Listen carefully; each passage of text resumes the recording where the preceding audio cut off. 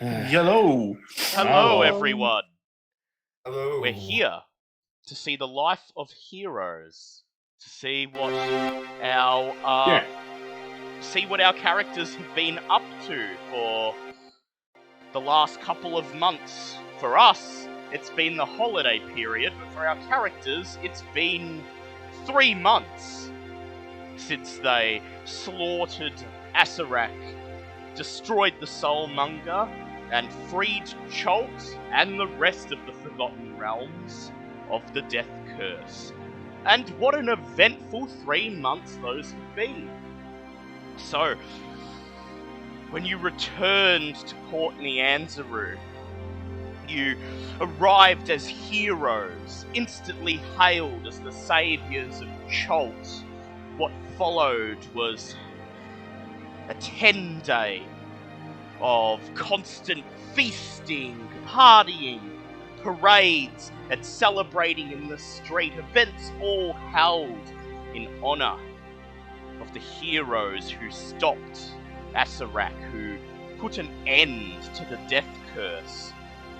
Perhaps most principal among them, Sir Lucian, the honourable knight who struck the final blow against Asarak, whose name instantly went down in history as the man who would not kneel before the Death Curse, who personally turned Asarak to heel and enforced his will over one of the most terrible evils in the multiverse. Not everything was happy. Upon arriving back in Port Nianzaru, you did discover that Syndra Sylvain, the old Harper woman who originally contacted you back in Waterdeep and tasked you with putting an end to the Death Curse, had succumbed to her affliction and perished not more than 10 days after you left Port Nianzaru at the beginning of your journey.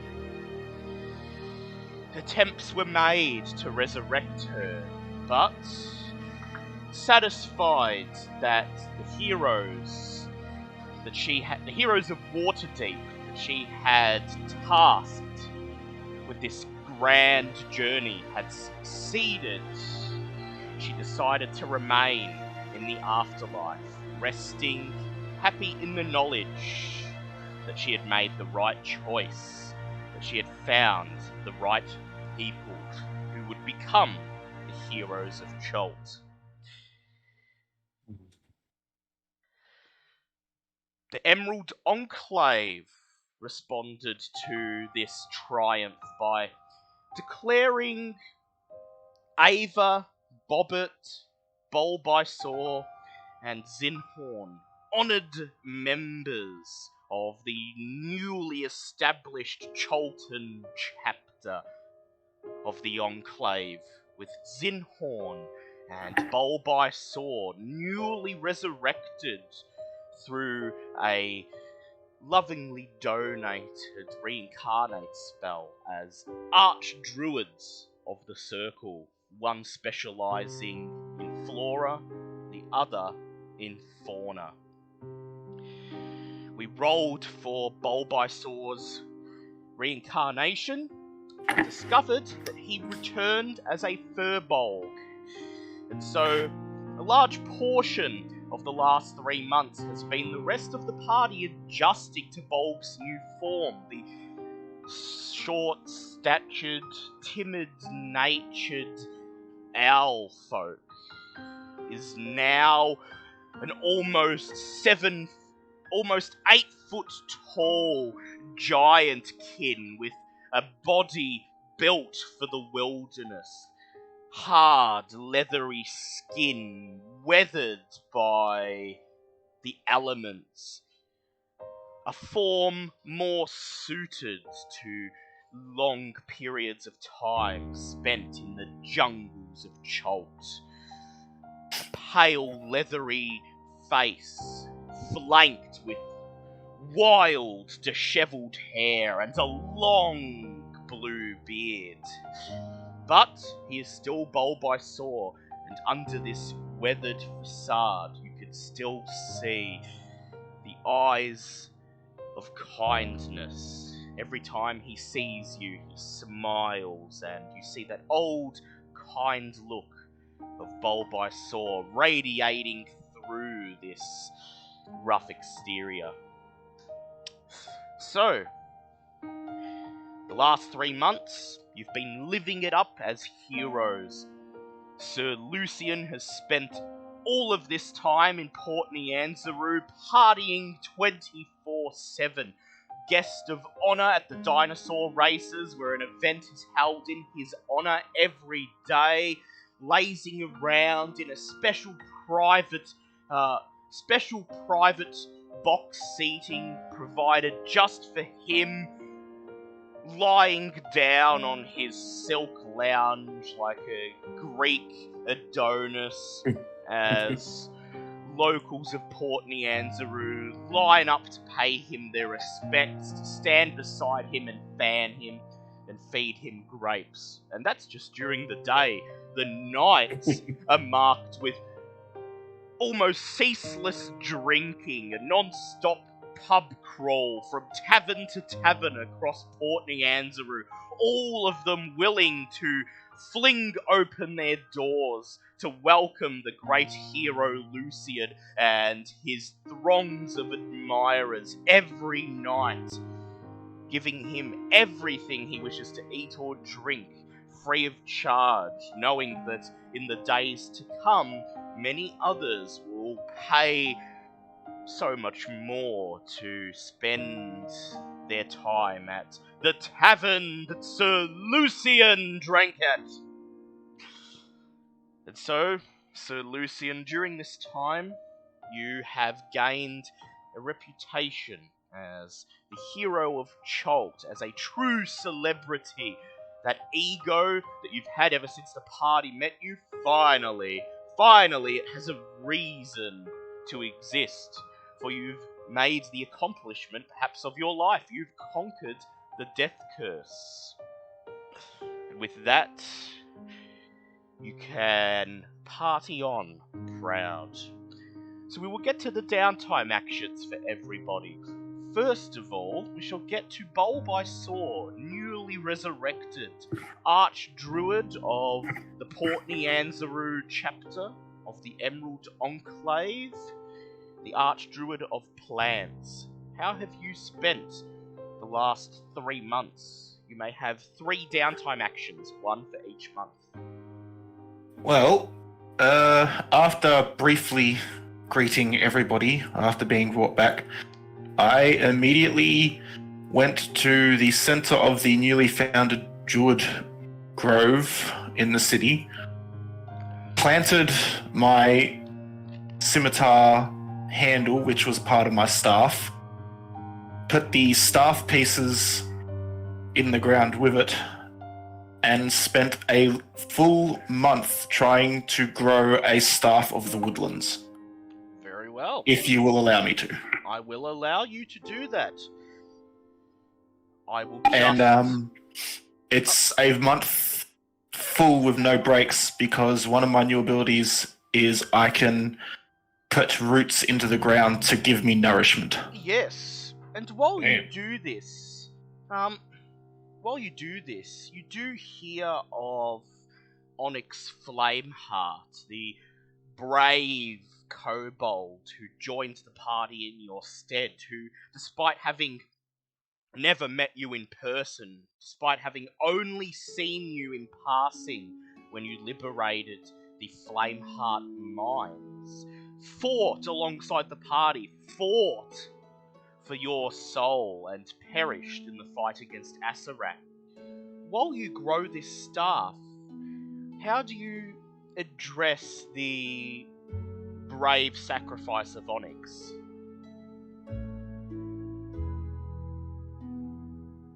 I hadn't thought about this much, actually. I will plant a special tree with a plaque that is naturally grown into the tree,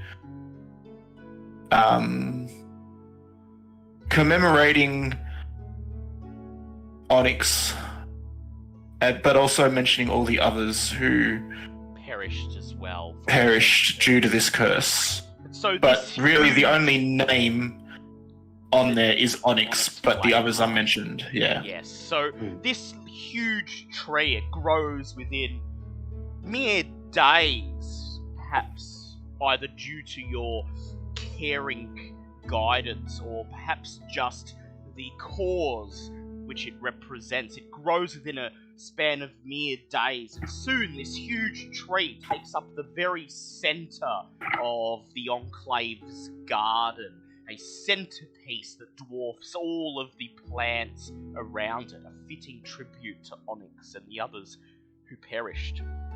So, your Staff of the Woodlands, this is a rare item. In order to craft this, I will require you to please spend 2,500 GP for the necessary components. Yep, okay, so that brings me down to 14,221. 14,221. Finally, you may roll either Arcana or Nature, and you are aiming for, as this is a rare item, at least a 17. Okay, I've got a +6. Come on, I've got a +6 in both. Of course.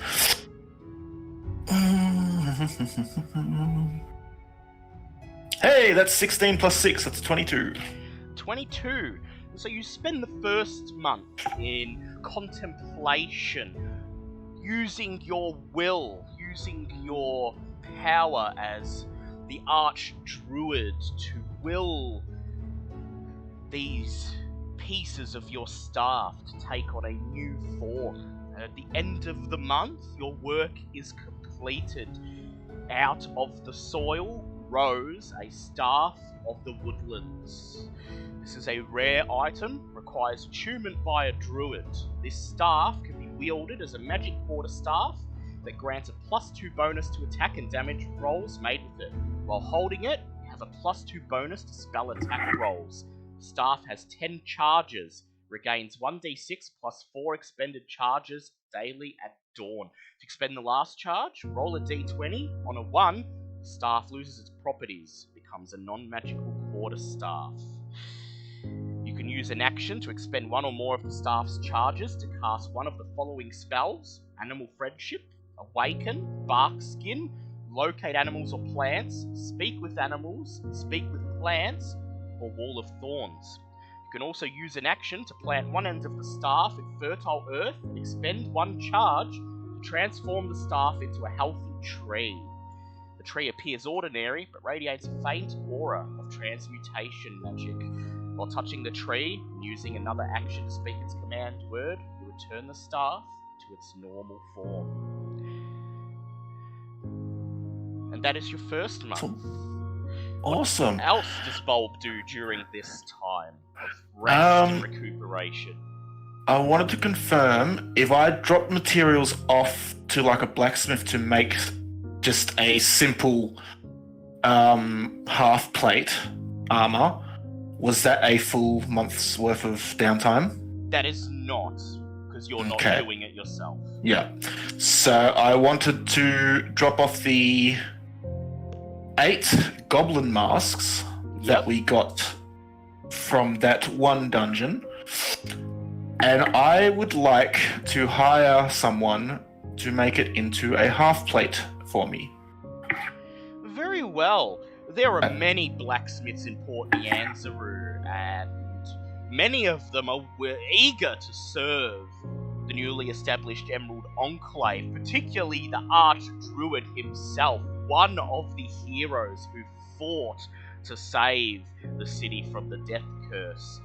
And you have your pick of blacksmiths. And so you actually recruit several blacksmiths to accomplish this work together. and what would have been a month of work for them is accomplished in merely a 10-day. And eventually, you return after a 10-day has passed, and find that the blacksmiths have fashioned the wooden goblin masks into half-plate armor made out of wood so that a druid may use it. They have reinforced the wood with magical properties so that this wood is as tough and versatile as steel. This wooden half-plate armor is no weaker than a normal non-wooden counterpart. And so, this will cost you 750 GP. Yeah, okay. I need a calculator. Pardon me. Is it going to load? Yep. So, 14,221, take away 750, 1347. Yep, I pay it. And so, this is, this half plate is actually not a normal half plate. As you put it on, you notice that in addition to the goblin masks, which would not have provided enough mass for the half plate to be useful on their own, this armor has been reinforced with dark wood. And so, it has been reinforced with an underlying sheet of elven weave, meaning it no longer imposes disadvantage to stealth checks, or it grants +1 to dexterity saves. Which bonus will you choose? Oh, fuck. I'll go with the dexterity. Very well. +1 to dexterity saves, your Darkwood half-plate. So, Darkwood half-plate. As for the second month, after you retrieve the Darkwood half-plate from the blacksmiths who dedicate this work to you and tell you that they feel honoured to serve the Emerald Enclave, how would you like to spend the month? Okay. The second month, I would like to try and source an animated shield. Very well, very well. That will be the buying a magic item. Yes. Let's see. I'll just get that up. Okay. So. Oh, that's the wrong one. That's okay. So. You spend the rest of this month attempting to find a seller in Port Nyanzaru who can sell you an animated shield. Port Nyanzaru, as the only major port of Cholt, is full of merchants from across the Forgotten Realms, from as far as Waterdeep and Neverwinter, all of them meeting here in exotic Port Nyanzaru to ply their wares. It is a city that has a reputation for being able to... for a city that has a reputation for being able to source anything that anyone could ever want. So you're confident you'll be able to find what you're looking for. So I would like you to please make a persuasion or investigation check to try and find a seller who is selling the correct item. Okay, that's going to be an investigation because I have a +2 because persuasion is -1. Yes. That's a 13. 13, very well. So you are looking for a very rare item? Yep. Okay. So, unfortunately, the DC to require a very rare item was 20. So, oh, shit. Unless you are willing to spend your inspiration, you'll have to settle for an uncommon or lesser item. Yeah, I'm gonna spend... Since Inhorn's going for the same item, could he accompany and Yes, very well. So yes, Zinhorn may assist, so whoever has the highest investigation among you may roll an advantage. Well, my investigation is a +0. Okay, so am I using my inspiration to do this so- reroll? Yes, so go ahead. Yes. Okay. Yep. And you may So, roll and with advantage. with Zinhorn assisting. Come on. That was a 19 plus 2. 21. Yes, lovely.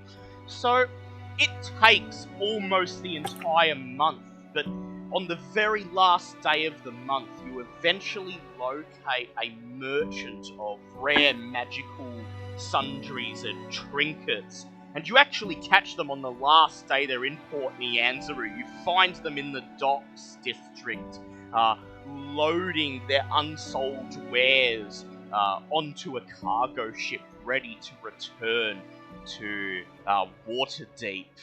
And just by chance, you notice the tip of an animated shield sitting in one of the crates, gleaming in the tropical sunlight as it's being loaded onto the ship. And you run down the length of the pier, calling out, "Hey! Hey!" with Zinhorn running beside you. And the man, an old gnome, looks over at you and he strokes his beard and his eyes twinkle at you both through moon-rimmed glasses. And he just says, as you both explain that you're after the animated shield. He smiles and he says, "Oh, lucky then you are, for I have 2 of them." Of course he does. What are the odds? And he will offer the animated shields to you for 14,000 GP each. Oh! I have I have 2 flame iron scimitars. Could I, and a masterwork leather armor and a masterwork bow, would I be able to use those to mitigate some of my payment and possibly Zinhorn's? You or Zinhorn may please make a charisma check, persuasion. Zinhorn, I don't care what your bonuses are, you are needing to take that one. And Zinhorn, if you have any items that you'd like to throw in, you can throw them into the deal as well. Well, no one was taking the flame tongue longsword, were they? No. No. No, so I've got that. So you'd like to offer the flame tongue, so go ahead, please make a charisma persuasion check.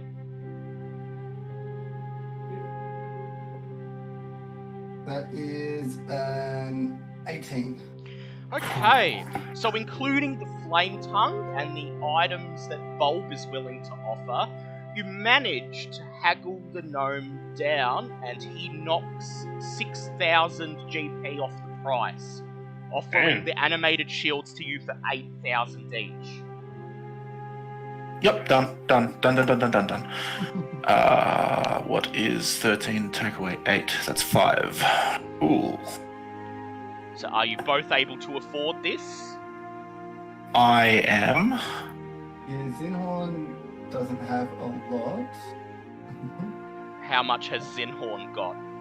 And we didn't get any extras from like the tomb, did we? Or Well- from that. No, but I did forget to mention that the merchant princes of Port Nyanzaru, when they were holding a feast in your honor in those 10 days when you first arrived back in Port Nyanzaru, when the merchant princes themselves declared you the saviors of Cholt, they offered an official reward from the merchant princes, which concluded at 1,000 GP each. Oh, Okay. Nice. need that. That puts me at 6,000. 6,000. So you need another 2,000, do you? Yeah. Yeah, I'll give you 2,000. Alright, Thank so you. Bulb and Zinhorn have both acquired an animated shield. Animated shield. They are +2, aren't they? Let me... Yes, it's +2. Yeah. So, animated +2. shield. It's a very rare item, requires attunement. Grants +2 to your AC, While holding this shield, you can speak its command word as a bonus action to cause it to animate. The shield leaps into the air and hovers in your space to protect you as if you were wielding it. Remains animated for 1 minute until you use a bonus action to end the effect, or until you are incapacitated or die, at which point the shield falls to the ground in front of you. And the command words for your animated shields are Bulb.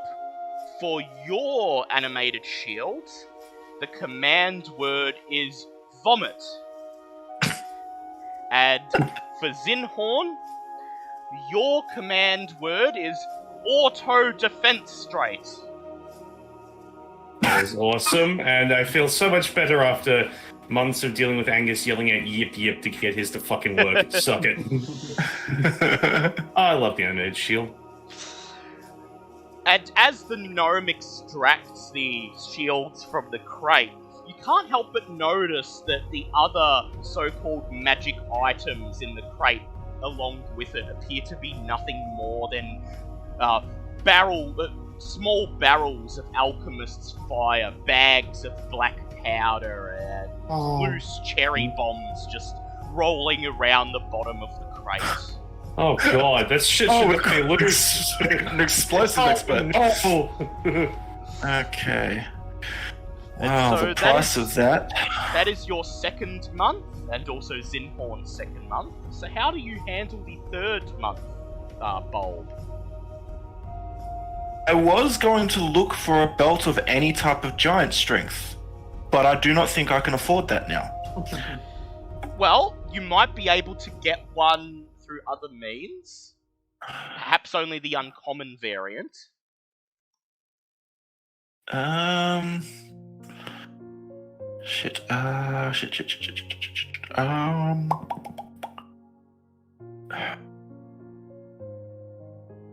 Shit. Sure. I will quickly look for that.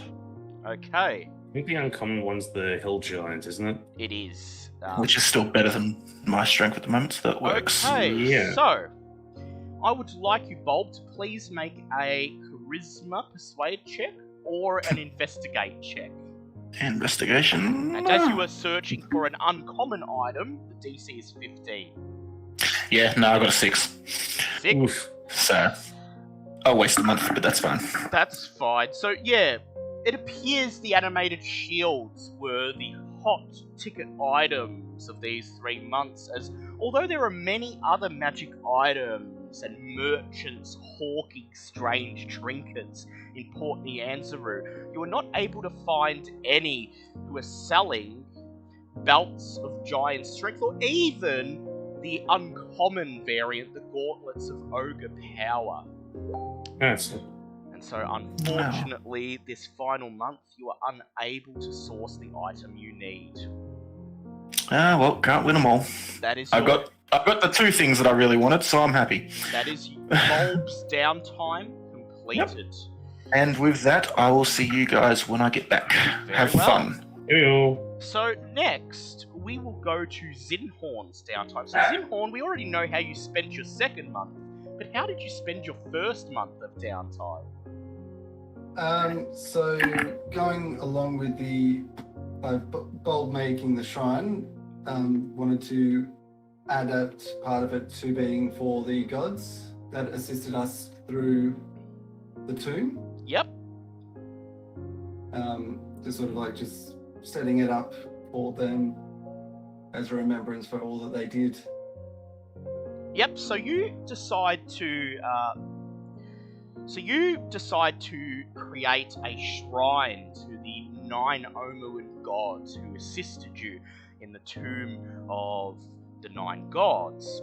And so as Bulb sets up his garden with the huge oak tree in the center commemorating Onyx and the others who passed during the death curse, you set up a shrine to the Omuan 9 specially carved statues that form a circle around this oak tree, one to each of the Omuan gods. I would like you to please make a religion check to ensure that you have the correct gods in the correct places. Okay. The DC will be 18 for this. Alright. 18. Let's see if my +0 helps. And also, I've just uploaded Lucian, so M1 can actually look at him. Well, that is a Thank you. 19. Hey. Lovely. Oh, And so, you spend the month in careful study of the Omuan myths, poring through the scripture to ensure that you honor each of the gods in the correct way. And so, you set up the statues of all 9 gods around the oak tree. Jin, the Almiraj, Kabuzan, the Froghemoth, Moa, the Jakuli, Nang Nang, the Grung, Oberlaka, the Zorbo, Papazodl, the Iblis, Shigambi, the Kamadan, Unk, the Flail Snail, and Wongo, the Sioux Monster.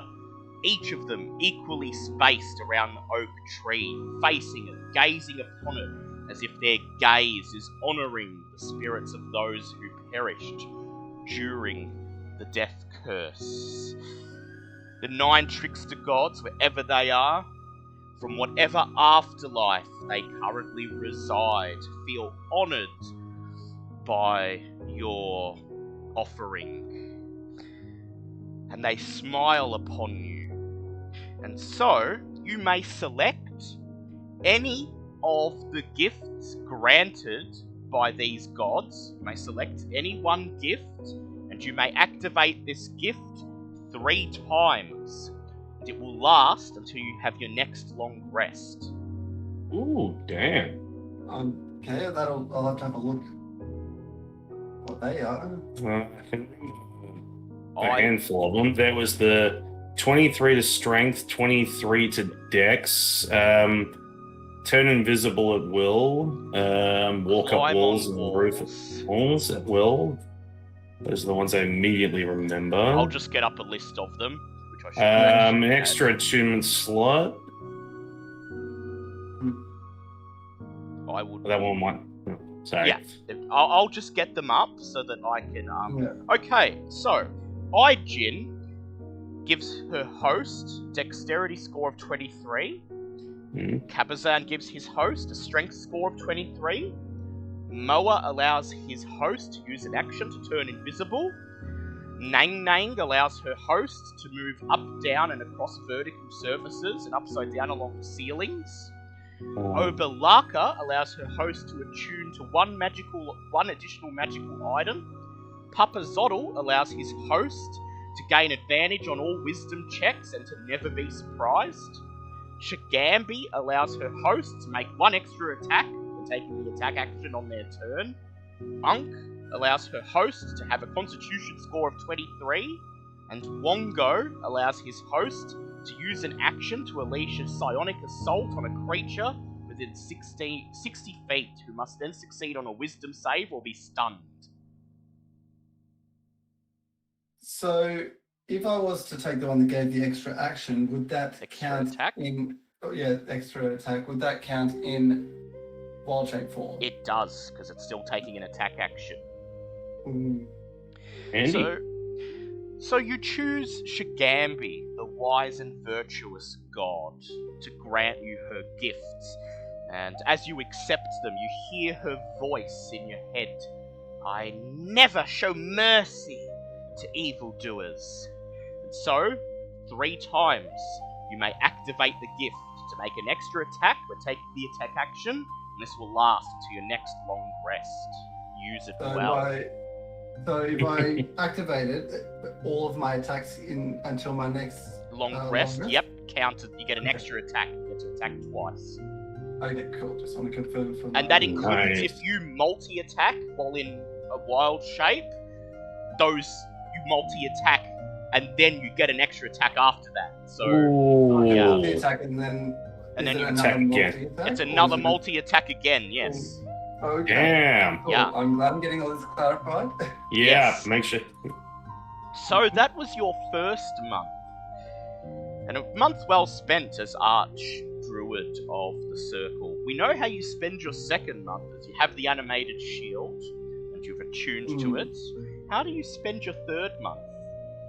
Well, the third month was originally hoping... I did have it. It was the Amulet of Health. But is there a way of sort of like doing favors? Yep, would you like to try and get it? Yep, through some other means? Very well. So I would like you to please make either an investigate or a persuasion check to get a rare item. The DC is 18. Oh, dice be with me today. Can I use my inspiration? You can.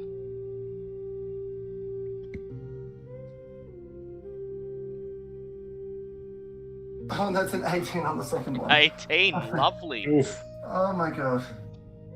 So you do manage to find a merchant who has a single amulet of health in her inventory.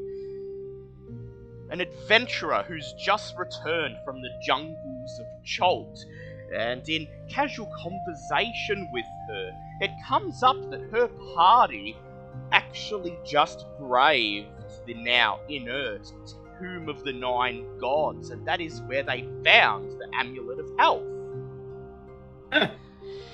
And when she realizes who you are, that you are Zinhorn Aloro, and that you braved the tomb when all of the traps were active, when Asarak's will still governed there, she's extremely impressed.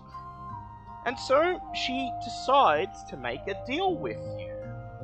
She will allow you to have the Amulet of Health for free if the Emerald Enclave can assist her party by accompanying them on an expedition into the jungles of Cholt and acting as a guide during that time, finding things that are safe to eat, guiding the party away from dangerous wildlife, and escorting them to the ruins of Mezro so that they may search for more treasure. Do you agree to assist personally? Yes. Okay, so I will require you to please pass the following 2 checks, and the DC for these will be 16 for each. First, a survival check. Okay. That is a... no. Sorry, brain not working. A 7 plus 9. Yep, so just got it. Yeah. Yeah, lucky I have a plus 9 in that one. Yep. And next, a nature check. A DC nature is also check, 16. and that's a 19. So you spend the month escorting this adventurer and her party through the jungles of Cholt to the city of Mezro, guiding them across land, making sure they hunt only where it is safe, that they pay their respects to Uptow's dinosaurs that roam in the jungle, that they feed only upon non-poisonous fruits, and that they do not fall afoul to quicksand or other natural hazards that exist within the jungle. And they reach their destination safely, and as agreed upon, you are granted the Amulet of Health for free. And so, that is Zinhorn's downtime completed. We now move to Bobbit. Bobbit, you've told me that you didn't stay in Port Nianzaru, and that after the 10 days of partying, you begged, or more likely cajoled, threatened, and pestered your way to getting Bulb to cast travel not via... Bulb, no. Bobbit, for some obvious reasons, given what happened down there, more or less grabbed the guys that resurrected him and went and asked to be returned to Waterdeep. So you... She's not ready to talk to Bulb at the moment after everything that happened. That's fair. So you begged, threatened, and cajoled the Emerald Enclave into casting transport via plants, instantaneously returning you to Waterdeep as soon as the coronation of Bulb and Zinhorn as Archdruids is complete. And so you will be spending your next 3 months in Waterdeep, and it's been a long time since you were in Waterdeep.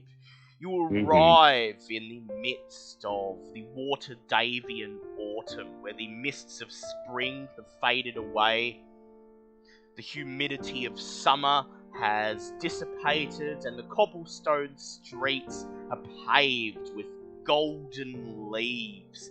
Thick winds buffet the people of Waterdeep, and most of them spend the daylight hours indoors, escaping from the falling temperatures and preparing for the coming winter. How do you spend your first month, Bobbit? The first month for Bobbit, not Alessander, would be basically wandering the city, catching up with all the fun people she made friends with in her previous adventures, sort of like, her lovely Dragonborn friend at the who owns the bookstore, her lovely I can never remember her name, the redhead that owns the general store, who I'm sure I have Amelia down here, the pawnbroker. That's the one, because I have quite a lot of things to sell. I know I'm at a limit on how many I can sell at once, but I have a lot of things just sitting there that are just worth only for selling. And we'll randomly turn up on Ornax's doorstep just to bug him, showing Keeper. So she said at one point she was going to do that. It's like, well, back here now, can't really do anything else. So what are you looking to sell? And then I'll describe. All right, let's have a look-see at the actual list, because we have a number of things here. Let's see, we have... we have a gold cockroach box. It's meant to be valued at about 1,000. We have that little gold sun thing that's valued at about 500. 2 crystal beholder eyes. 6 moonstones.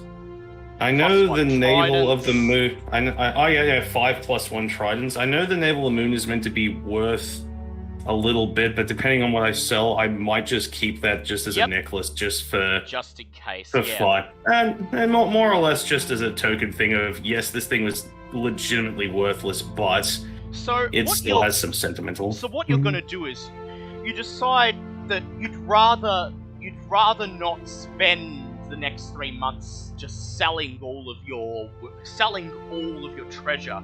So you decide to compile all of these things you wish to sell in a single lot, and you're going to approach one of Waterdeep's prestigious auction houses to auction all of these items off in a single lot to the highest bidder.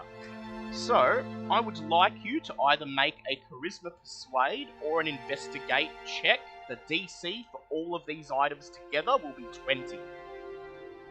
So you said Persuade was an option, yes? Yes.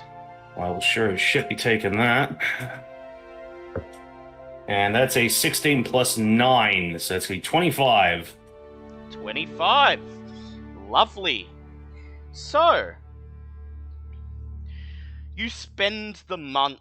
Well, first of all, you arrive with the druids in the grounds of Falconmere Estate in the Southern Ward. You thank Malinor Fellbranch, the Archdruid, for transporting you back to Waterdeep, which basically just amounts to you saying, "Tee, thank you," and then running off into Waterdeep. You pay visits to all of your old friends, Rashal, the Golden Dragonborn, and the Bookworm's Treasure, who you seem surprised because when he sees you, despite the fact that you're no longer a little girl, now a grown woman, in disguise as a human, I believe, using your mask. Yes. Just, keeping that one under wraps for obvious He reasons. doesn't seem surprised to see you this way.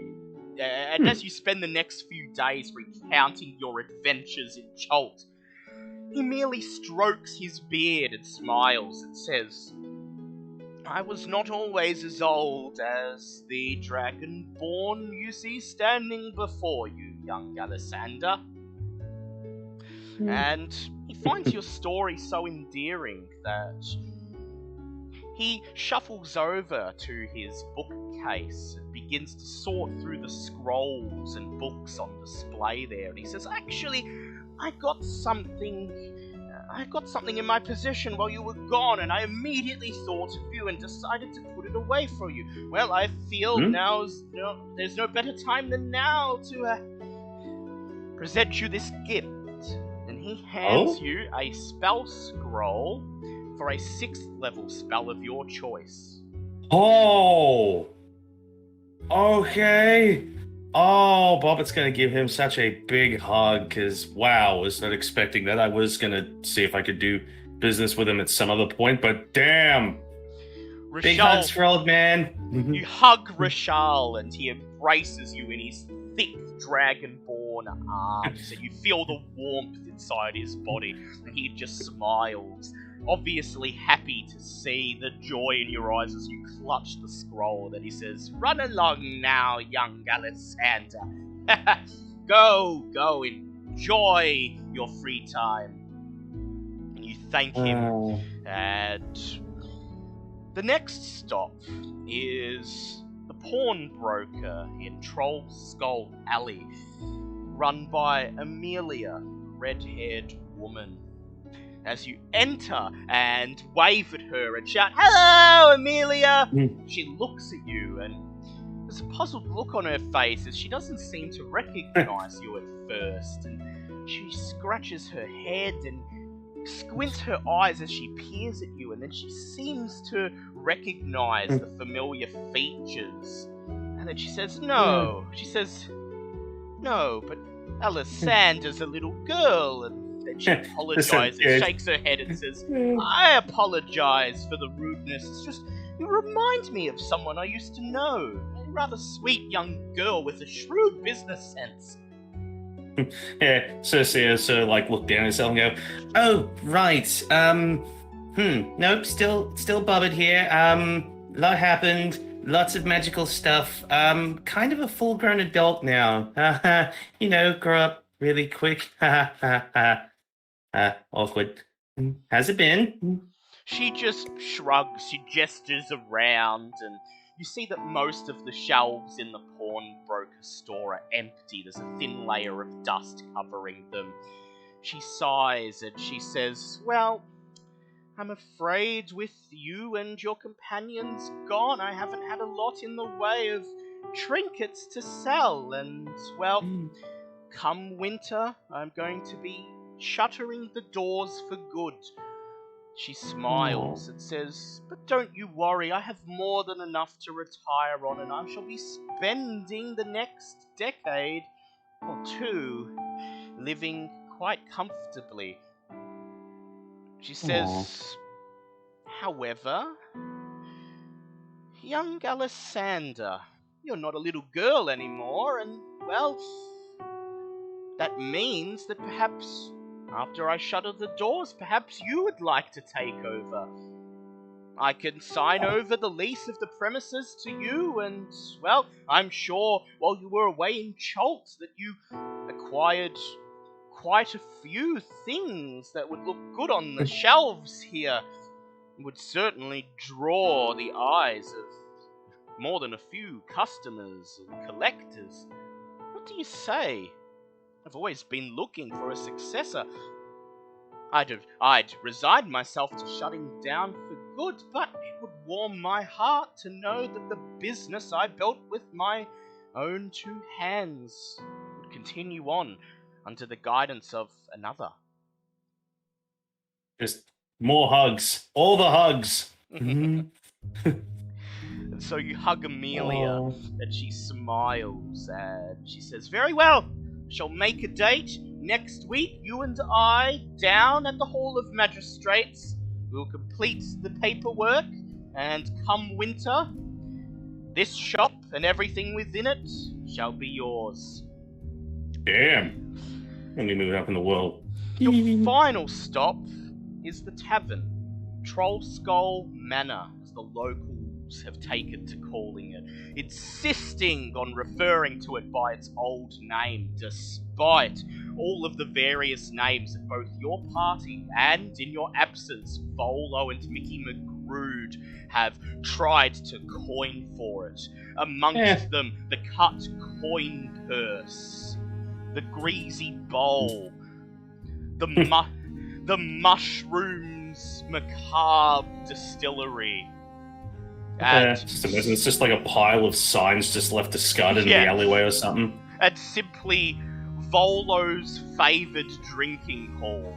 But no, these signs are all just discarded in the alleyway beside the tavern, gathering dust as a new sign hangs above the door, simply reading Troll Skull Manor, as Volo and Mickey McGrood, who've been running the business in your absence, have resigned themselves to their fate. The locals will never know it under a different name. But in your absence, it has become the crown jewel of Waterdeep's North Ward, especially as soon as news reaches Waterdeep of the end of the death curse, and that the heroes who destroyed the death curse and the arch lich behind it just so happen to be the proprietors of Troll Skull Alley. And even though Waterdeep is currently shivering in the midst of autumn as the cold winds buffet the city, Troll Skull Manor is doing fantastic business, and every time you visit it, you find it packed to the brim with customers and patrons. And while you're there, the first time you walk in, the first thing you notice is Sir Lucian's former private booth off in the corner, roped off with a sign next to it reading, "Private booth of Sir Lucian, conqueror of the death curse.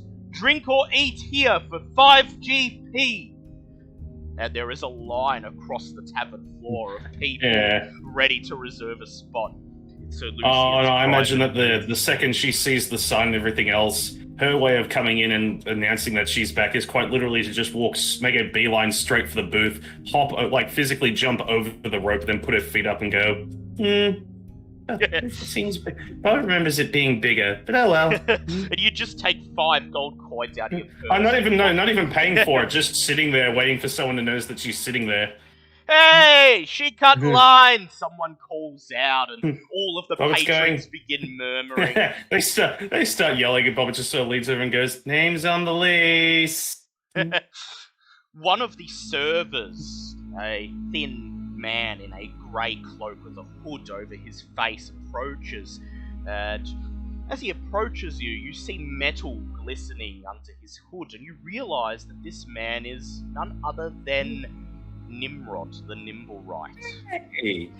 He approaches, and in an exasperated voice, he begins to say, "I'm sorry, ma'am, reservations, Bobbit? Is that you?" This is going to be happening a lot for a while, isn't it? Hi. Went to Chalt, magic things happened, fully adult now. But look at you got a job and are not trying to run for your life anymore. That's great. Wonderful. He nods his face, his mechanical features trying their best to imitate a smile, and he turns around, waves his hand to the counter, and calls out, "Hey! Mickey, Volo, Bobbit's returned!" And the door behind the counter opens, and out come Mickey McGrood and Volo. Volo's arms laden with a pile of loose-leaf sheets of paper, and Mickey McGrood's arms laden with inkwells and quills as they come over to you, dump their stuff on the table, sit down, and immediately exchange pleasantries. Mickey McGrood pulls out his guitar and he begins playing an ode to your return, tipping his hat and saying, Please, please, I'm sure you have many tales to tell, and I'd be happy to turn them into song. And then Volo raises a hand and says, No, Mickey. I'm sure I would like to monopolize Bobbitt's time here, for you see, I need inside information for my latest book. He gestures towards the pile of papers, and then proudly with a flourish says, Volo's Guide to the Death Curse. As you can see, I've already written it. In fact, I got started the very day you left. It turns out that Volo's Guide to Spirits was a wash. Couldn't find any ghosts, and nobody wanted to read about drinks. Turns out that's already a well-trodden genre of literature in this city. Yeah, the second he starts saying couldn't find any ghosts, Bobbitt's eyes just sort of drift over to, I'm guessing the ghost bartender is still in You look over just to casually, eyes just look over and go, uh-huh.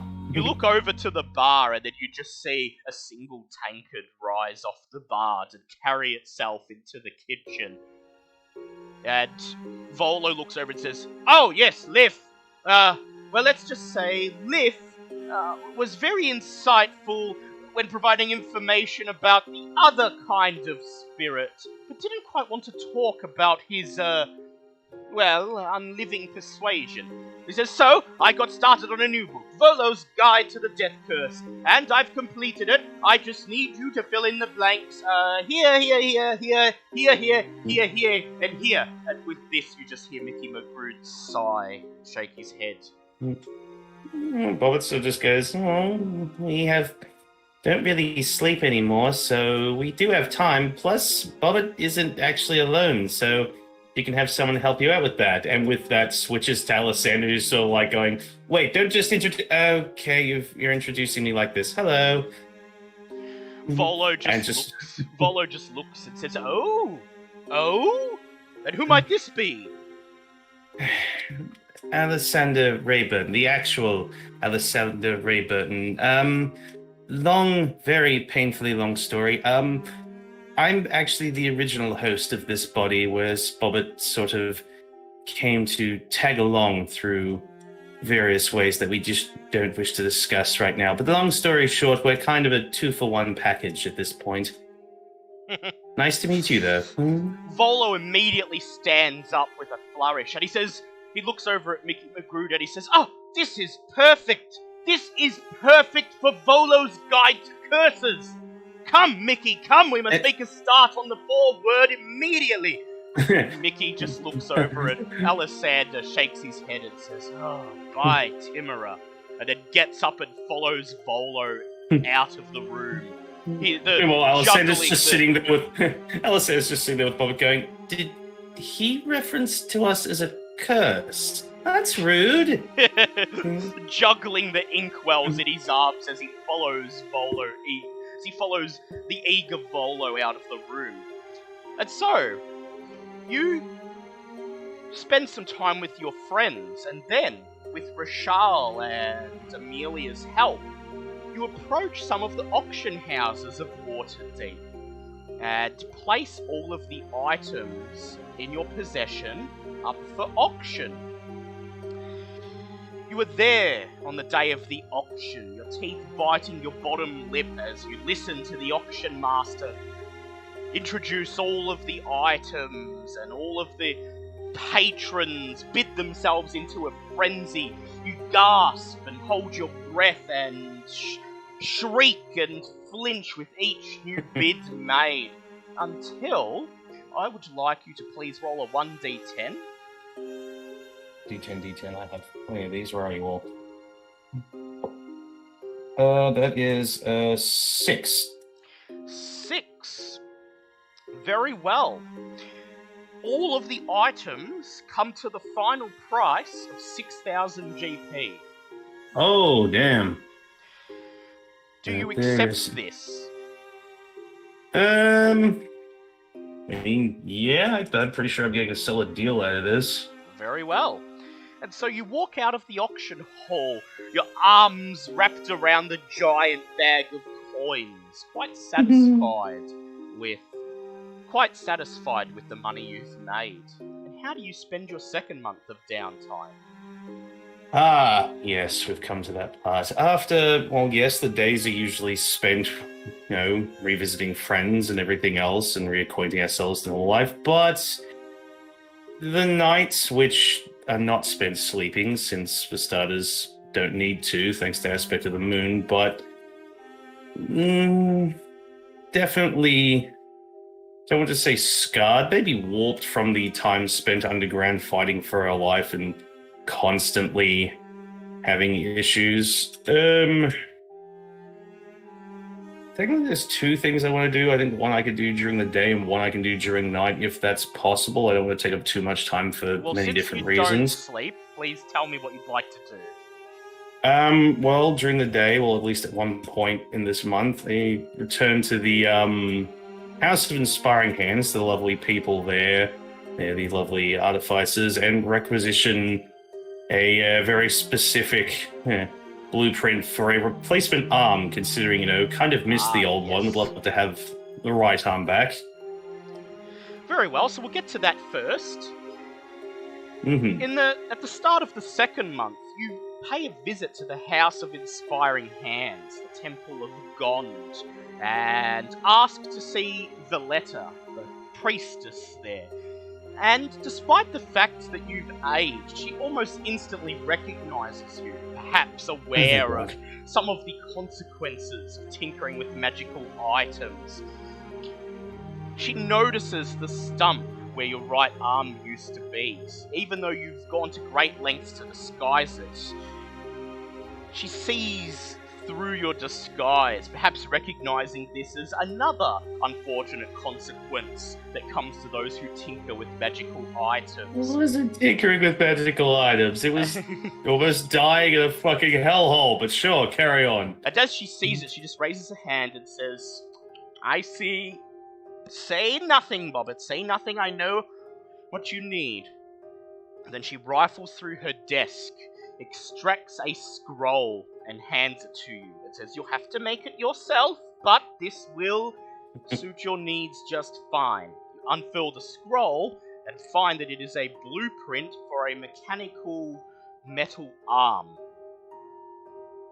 that could serve as an adequate prosthetic, complete with the interchangeable attachments such as grappling hook and firearm.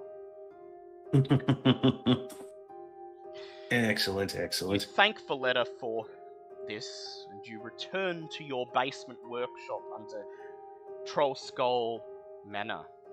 I would like you to please make a Tinker Tools check. Okay, now that's... Yep, go ahead, make that's, a Tinker Tools check that's first. a D. That's just a D20 So it's a plus D20 plus your proficiency if you're proficient in the tool. I am indeed, thanks to being an artificer. All right. Yeah. Can I spend one? I'm gonna have to spend one of my inspirations because it's only an 8 plus. That's only a 12 all up. You can spend it. You'll need more than 12.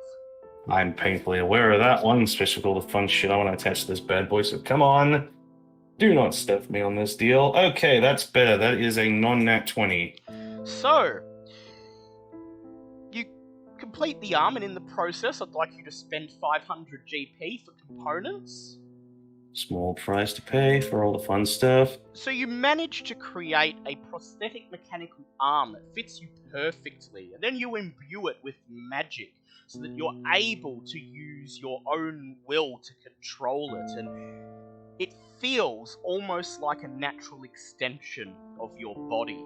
The default attachment is a grabber that can serve as a hand for pretty much anything you'd like to use a hand for, but for an action, you may remove the grabber hand and attach either a grappling hook or a firearm. The firearm must be a pistol or smaller to fit. A rifle will not work. Well, I do already have a pistol, so I can happily slot that in. Yep. So you slot in the pistol into your prosthetic arm. It will now, whenever you have this attachment in your arm, it will count as if you are always holding this pistol. It will not count as a free hand. but you cannot be disarmed. Interesting. And is it possible that I could get the other thing that I was hoping to have in this arm at all? Or is Please that pushing describe things? what that is. Basically, and nice throwback to the start of our campaign, I would like to have the Black Shard amulet, the first real piece of To Bobbitt's serve as- past and Rasta yes. Sea to serve basically so I can use magic without requiring a staff or anything else. Basically, to have it as a A focus, yeah. a focus that can't be disarmed. Very well, I'd like you to make an Arcana check, please. Okay. That is a 16 plus 12. Plus 12.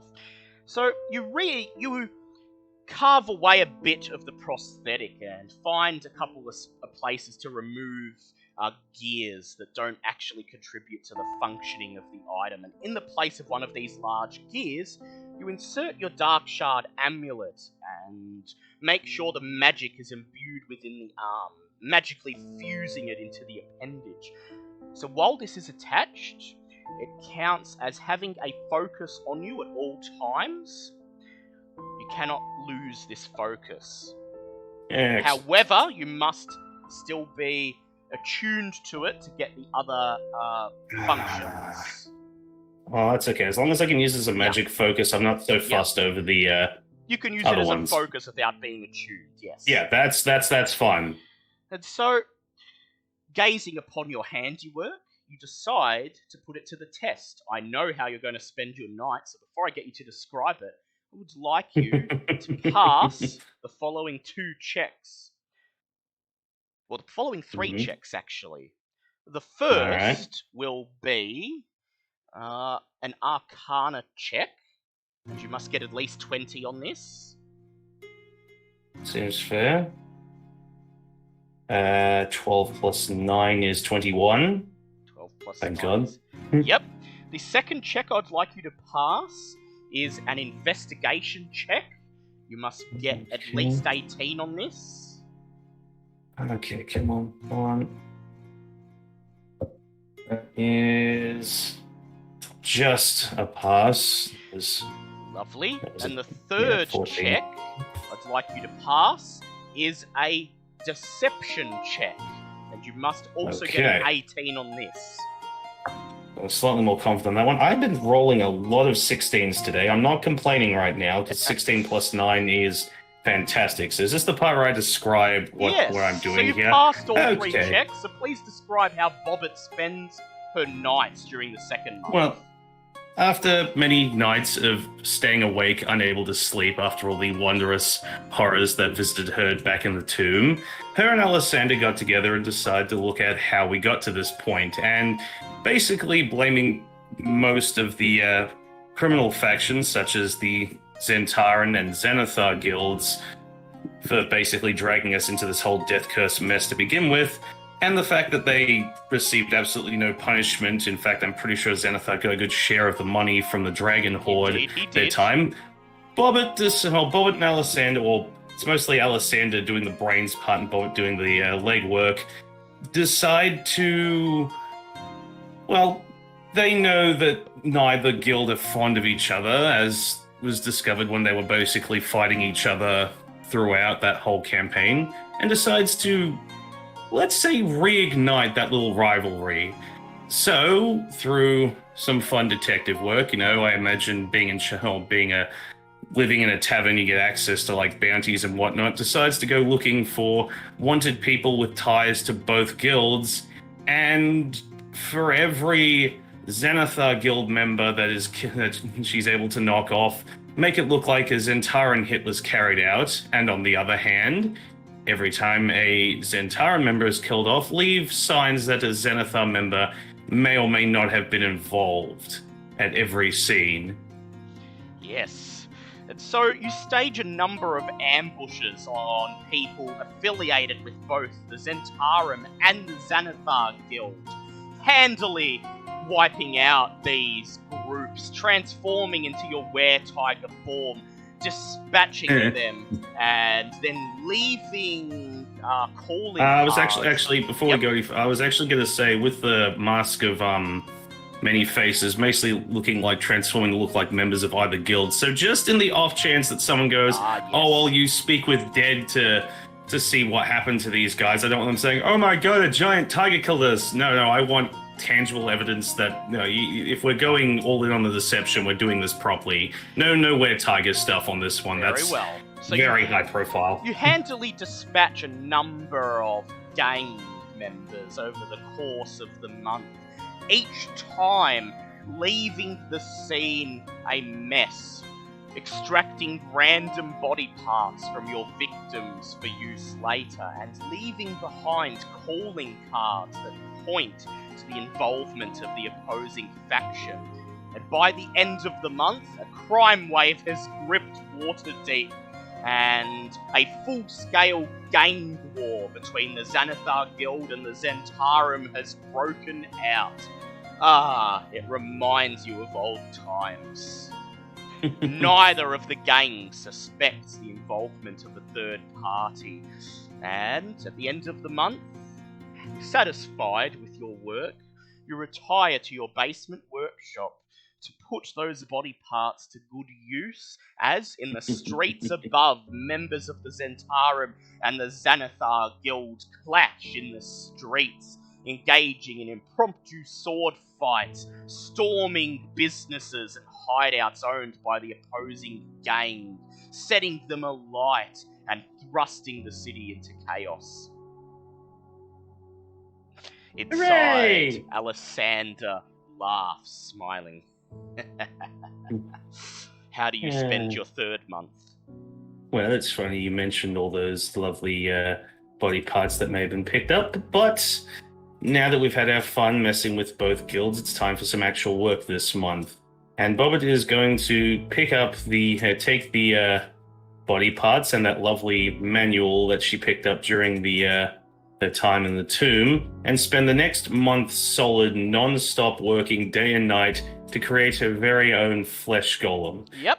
Using the core of what was once Keeper. Well, she actually decides to put Keeper's original form at the pasture since it hasn't been able to help as much, to try and combine the two to make something truly unique to herself. So you take what was the original core of Keeper, that which you like to think contains his personality, and use that as the very core of the flesh golem. This requires 60 days of work, though as you don't sleep, you're able to compress this into 30. Now normally, it would cost 50,000 GP to purchase supplies for the flesh golem, but as you've spent the previous months sourcing body parts from your ill-fated victims, this is halved to 25,000. Okay, this is an important question at this point. Did we get any money from the tavern while we were gone? And this is all passed entirely on to you. Oh. You are the only proprietor who is able to actually receive the funds. How much money do you have currently? Currently 22,765 You're gold. in luck, because in the long time you were away in Chult, Mickey McGrood, Nimrod, and Volo have been putting away your share of the earnings of the tavern, and they provide you with a bag containing exactly 3,000 gold coins. Look, I'm sure the rest of the gang won't mind if I use their funds to help out. It's all for the good of the group, as long as no one ever asks ever. This is fine. And so, you purchase the remaining magical items, combine these with the body parts that you have sourced, and after a month of work, you gaze upon the flesh golem lying inert on the workshop table in the basement.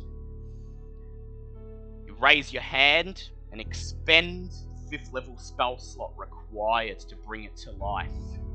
The manual of flesh golems bursts into flames, and you use your magic to scatter the ash that was once the manual over the flesh golem, bringing it to life. Keeper opens his eyes, raises a hand, grasping for air, and sits bolt upright. And both Alessander and Bobbit in unison cry out, "It's alive!" Oh, we did a thing. Keeper the flesh It's golem beautiful. is born. That concludes our downtime.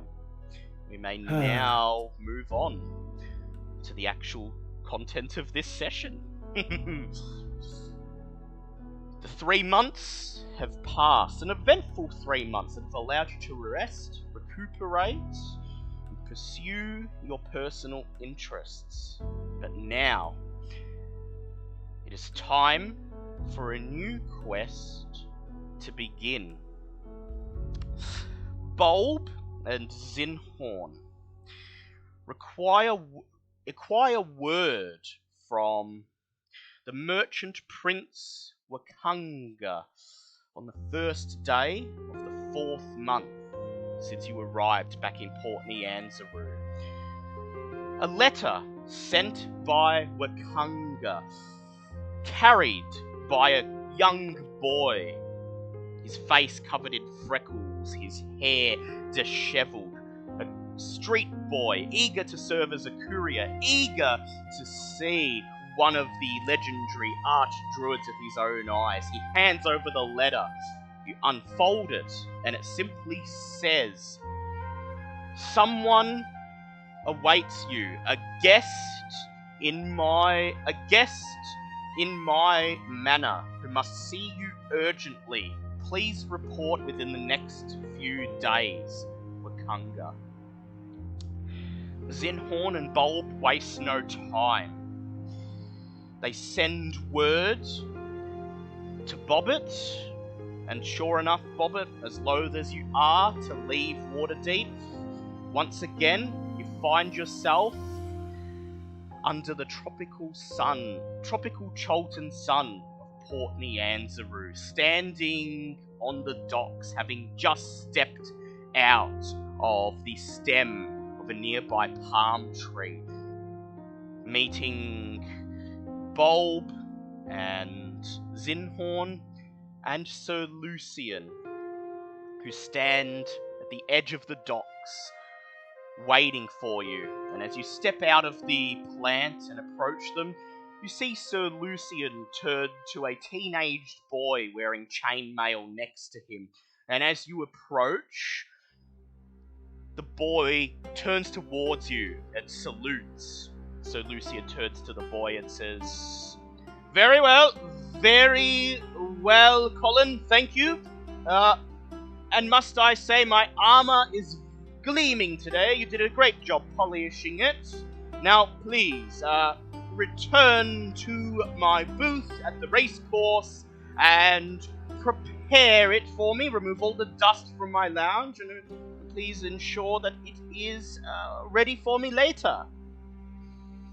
The boy nods, runs off. Sir Lucian gestures towards the boy as he runs off, takes a bow, and says, my squire, Colin, a young boy from Port Nyanzaru, eager to please, I have taken it upon myself to train him in the arts of honourable swordsmanship.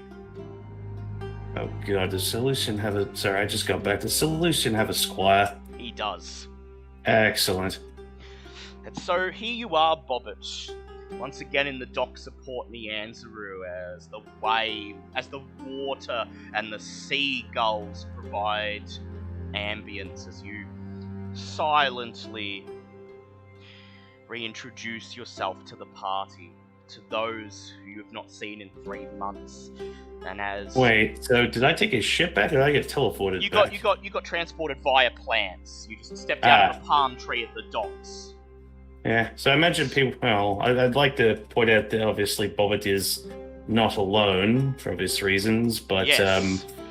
You have like Bobbit, who, for all rights and purposes, still looks incredibly human. Like literally looks like how she used to before she became a UNT, just as an adult. And with her, beside her, is a about 8 foot tall How tall are flesh golems? Yeah, they're about 8 feet tall. Yeah, it's just an 8-foot tall hulking person, probably, like completely covered from like neck to like basically wearing like a trench coat, boots. It's like you cannot see a single section of skin on him. He's completely covered. And over his head, in lieu of finding a helmet, while she was going through all her stuff, she managed to find a random Minotaur skull. So instead of just putting that to, throwing that out, decided to put it to good use and gave it to a new friend, and proudly introduces him and goes, hello, it's so good to see everyone again. Oh, right, new friend. Does everyone remember Keeper? Might have given him a little bit of an upgrade while we were gone. So nice to see everyone and be back here in Chult. Keeper clumsily waves and then bows to the party. So Lucian looks over his shoulder to catch the last glint of Colin's chainmail as he darts around the corner of a white stone building into Chult that says, I see you too have a squire, young Bobbit.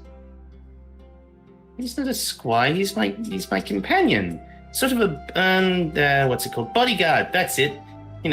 Always need protecting and stuff in case anything goes awry. He looks up and down and takes in the armor that you're wearing and says, but I see, unlike mine, he does not polish your armor every night. But, well, we haven't really... Alisana sort of takes over and goes, well, it's rather hard to polish magical, mage armor now, isn't it? Considering it's a spell rather than actual half-plate. We decided never to really put that, back on. Though it will look very nice sitting on the counter of our new store, by the way, where proprietors now on Troll Skull. It's going to be fun, but we'll cross that bridge later. Lucian smiles, and then he shrugs as if he just remembered something. He turns around, and to the boy whom you can no longer see, he calls out, remember, make sure none of the revelers bring bananas! Nice to see that some things definitely haven't changed. With that, Zinhorn gestures for you to follow. Standing beside him is who you can only assume is Bulbai Saw, the towering Furbolg, and he just looks at you. And even though you try not to catch his gaze, he smiles, flashing you a beaming, kind smile. He's certainly missed you, regardless of what may have happened. Yeah, well, we haven't really told... I haven't really told him about what happened, so we'll just, just awkward side smile, yep. And so, Zinhorn, you lead the rest of the party through the docks and into the warehouse district of Port Nyanzaru, and Bobbit, for the first time in 3 months, gets to see the sights and sounds of Chult once again. The white stone buildings glowing in the sunlight, the tabaxi minstrels that play on every street corner, the throngs of passers-by in all manner of brightly coloured clothings, the smells of exotic spices and foods that are available at every market stall. And as you pass through the market district on your way to the manors of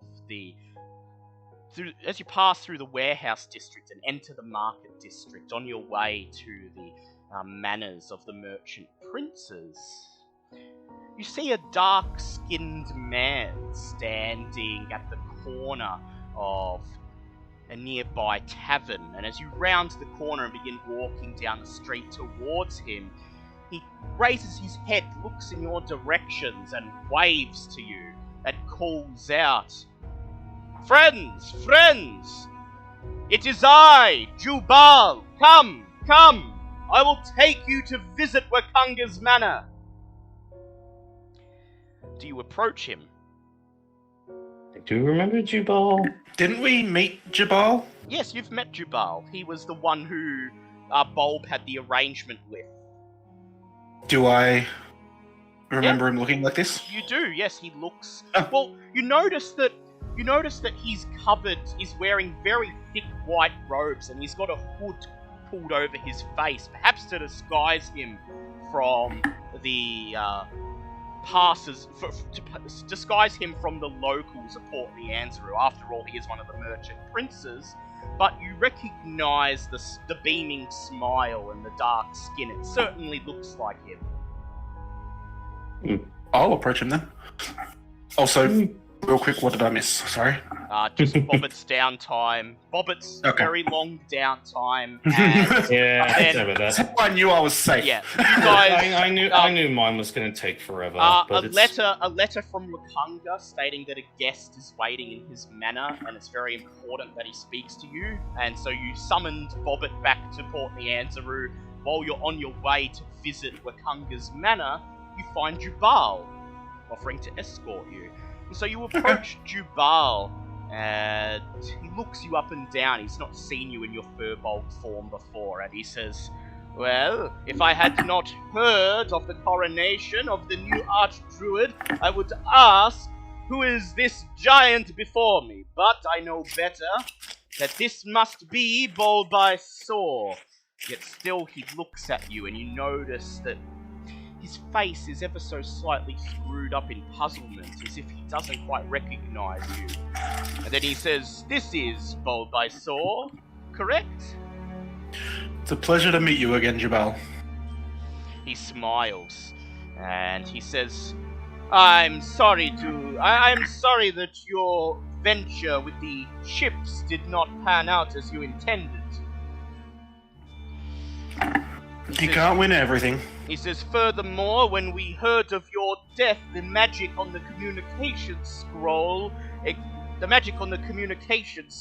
began to dispel. And so unfortunately, I was unable to contact the rest of your group to see if there was anything they would suggest in your stead." That makes sense. He says, Yes. "However, the arrangement you had with the kobolds has been panning out, well, I shall say, rather surprisingly well. They've already made several shipments of weapons and armor to here in Port Neanzaru, and Wakunga has been overseeing the distribution of these items to the merchants of the city." He says, "So here," he reaches into his cloak and pulls out a small cloth bag, and he hurls it to you. You reach out and catch it with one of your huge furbolg hands, and open it up, finding 800 gold pieces within. Solid. 1, 2, 3. Is it just Sir Lucian, Zinhorn, Bobbit, and me now? Yes. Ava, as a senior member of the Emerald Enclave, has been rather busy. You don't know what she's been up to these past few months. All you know is that Zinhorn has tasked her with a very important goal, and she's been journeying out of the city into the jungles of Cholt often. Some say she journeys to Mezro, some say she journeys to Dungrungwung, but you haven't seen much of her. Okay, well, I split the coin purse into 4 lots of 200 and go, so the kobolds couldn't have made this investment if you guys hadn't helped me free them, so everyone gets 200. Money again. As you divide the coins amongst everybody, I would like everybody to please make an insight check. Oh yeah, God. I didn't just get killed, did I? It's my favorite stat, and that's my nat 1. Awesome! I'm so glad you waited till after I was finished to show up. I didn't do much better. I got a nat 2, which is a 7 for me. Well, I got a nat 1, which is a 1. So I'm clearly going, oh, thank God I have money again, because I literally spent all the I got a 7. 7 plus something, plus 5. We're gonna die. So this all rests on Sir Lucian. Sir Lucian, go ahead Oh, and make God. an insight check. I You've seen a shouldn't be lot of making sure. coins over the last I got 50 minutes. 9. So Alright. none of us got higher than a 10. I got a I have 12. proficiency. That's a pass. I Yeah, put that 9 back. plus 7, that's a 16, so that is a Oh, Damn. good. pass. Yeah. So Wait. Zinhorn and Hmm. Lucian are the first to notice, but as you look at these coins and go to put them away in your coin purse, you notice that these are stamped with the symbol of Lady Silverhand of Waterdeep. These are not Cholton coins at all. Hey. Okay. We should Yeah. say Bold still has no real comprehension of money, so he doesn't understand it. So, does anyone else wish to yeah, they comment quickly on that one? they point Zinhorn or Lucian. Do you wish to point out the discrepancy on the coins? Sure. So Lucian holds the coins forward and he says, "But these are Waterdeep drakes, not Cholton coins at all." Jobal looks back at you and he just smiles and he says, Please, rest assured they come from my personal pocket. I must ensure that all of the dealings are done above board, and please, the origin of the money should not concern you." And then he just smiles and offers no more of an explanation. "Come," he says, and he begins to lead you through the nearby market square. "We shall visit Wakanga together." While we're walking, can I cast Detect Magic and use Subtle Spell to make it without a somatic or verbal component? Yes, you can. Ooh. Let me see. So as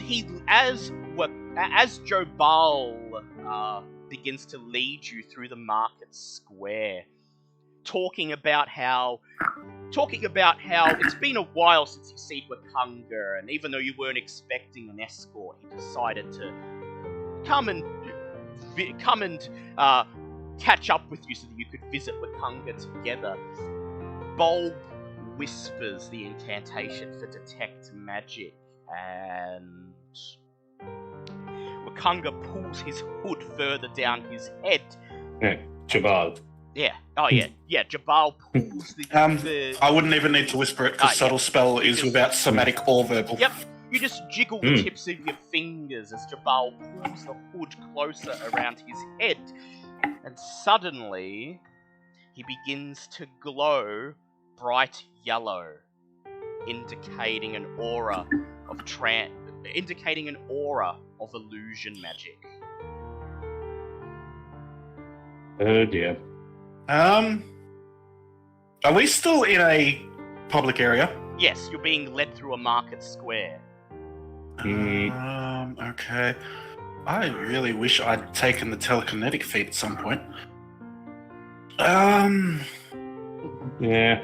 There was a spell I was looking at, possible ritual spell I was looking at getting for such an occasion, but unfortunately, yeah, didn't quite have time for that one. Can I? Oh no, Druidcraft isn't prestidigitation. I can't create a glowing nimbus. I'm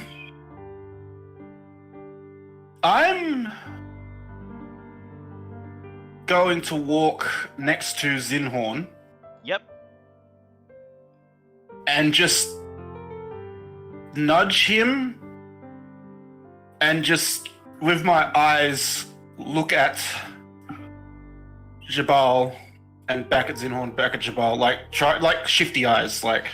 So Zinhorn, you notice the bulb seems to be trying to get you to look at Jobal, and as you look at him, you notice that his skin and his cloak seem to be glowing a very pale pink. And you recognize this as the signature of illusion magic.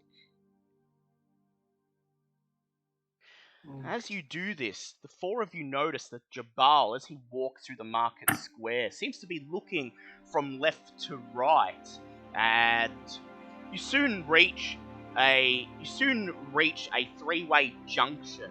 The street on the right leading out of the market square and up into the hills towards the merchants, towards the merchant prince's manor.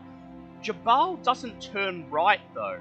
He continues leading you forwards into another market square, and as he does so, continues to look to the left, to the right, and Zinhorn, with your passive perception, you notice his gaze briefly linger at a nearby rooftop.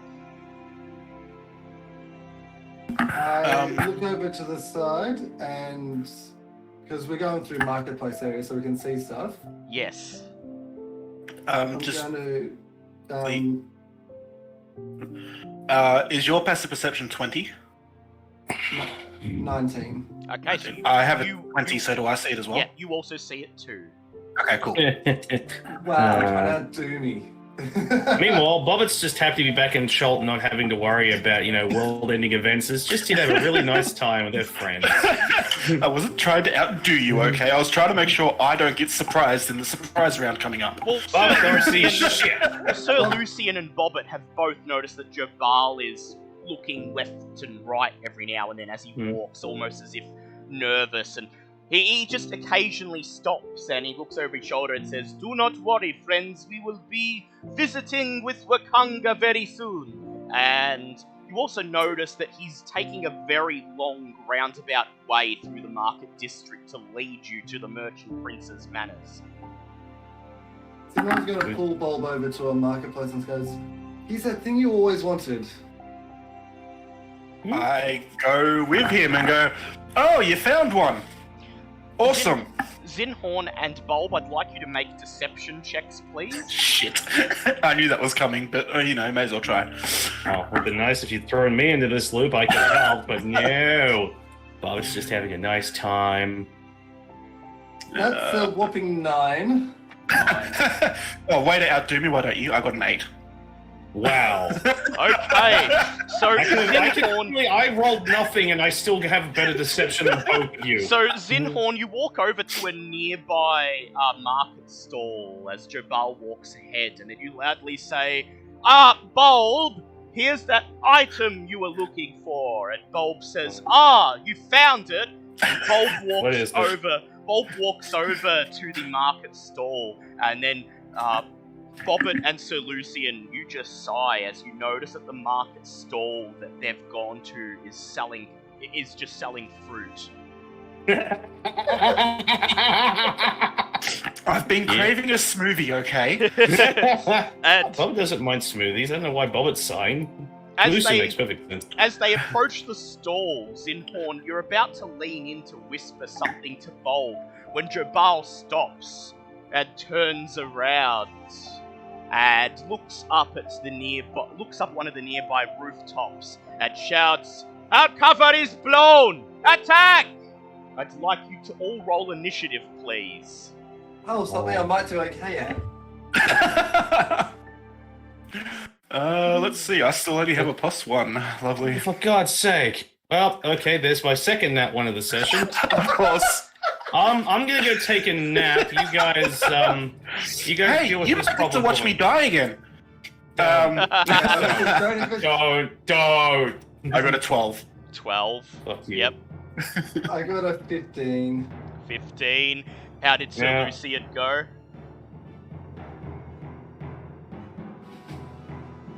Oh, sorry. Finally found the mute button. That was a nat 20. Nat 20. Okay, Does- so looks like Does Keeper go with me, he or does. does He Keeper goes take on. his own? No, he goes on your initiative count. Okay. Oh, bastard. Jabal turns around, and as soon as he shouts this, you see two men wearing black leather armor leap down from nearby rooftops into the market square and draw their blades and begin to rush at you. The people in the market square immediately begin to scream and disperse, and some of the shopkeepers cower behind their stalls. Actually, the fruit stall, that's here. And Jabal reaches for his cloak, rips it off, and as he does so, you notice his dark brown skin begin to change to a darker grey, his facial features changing from those that make a decent approximation of Jabal into something almost featureless, a bulbous grey head with tiny almond-shaped eyes. His body grows shorter and thinner, and the doppelganger assassin reaches for the dagger in his belt and readies it. Okay, so Alessander and Sir Lucian, you are surprised. Naturally. Zinhorn and Bulb, you are not. So, the doppelganger assassin, he gets to go first.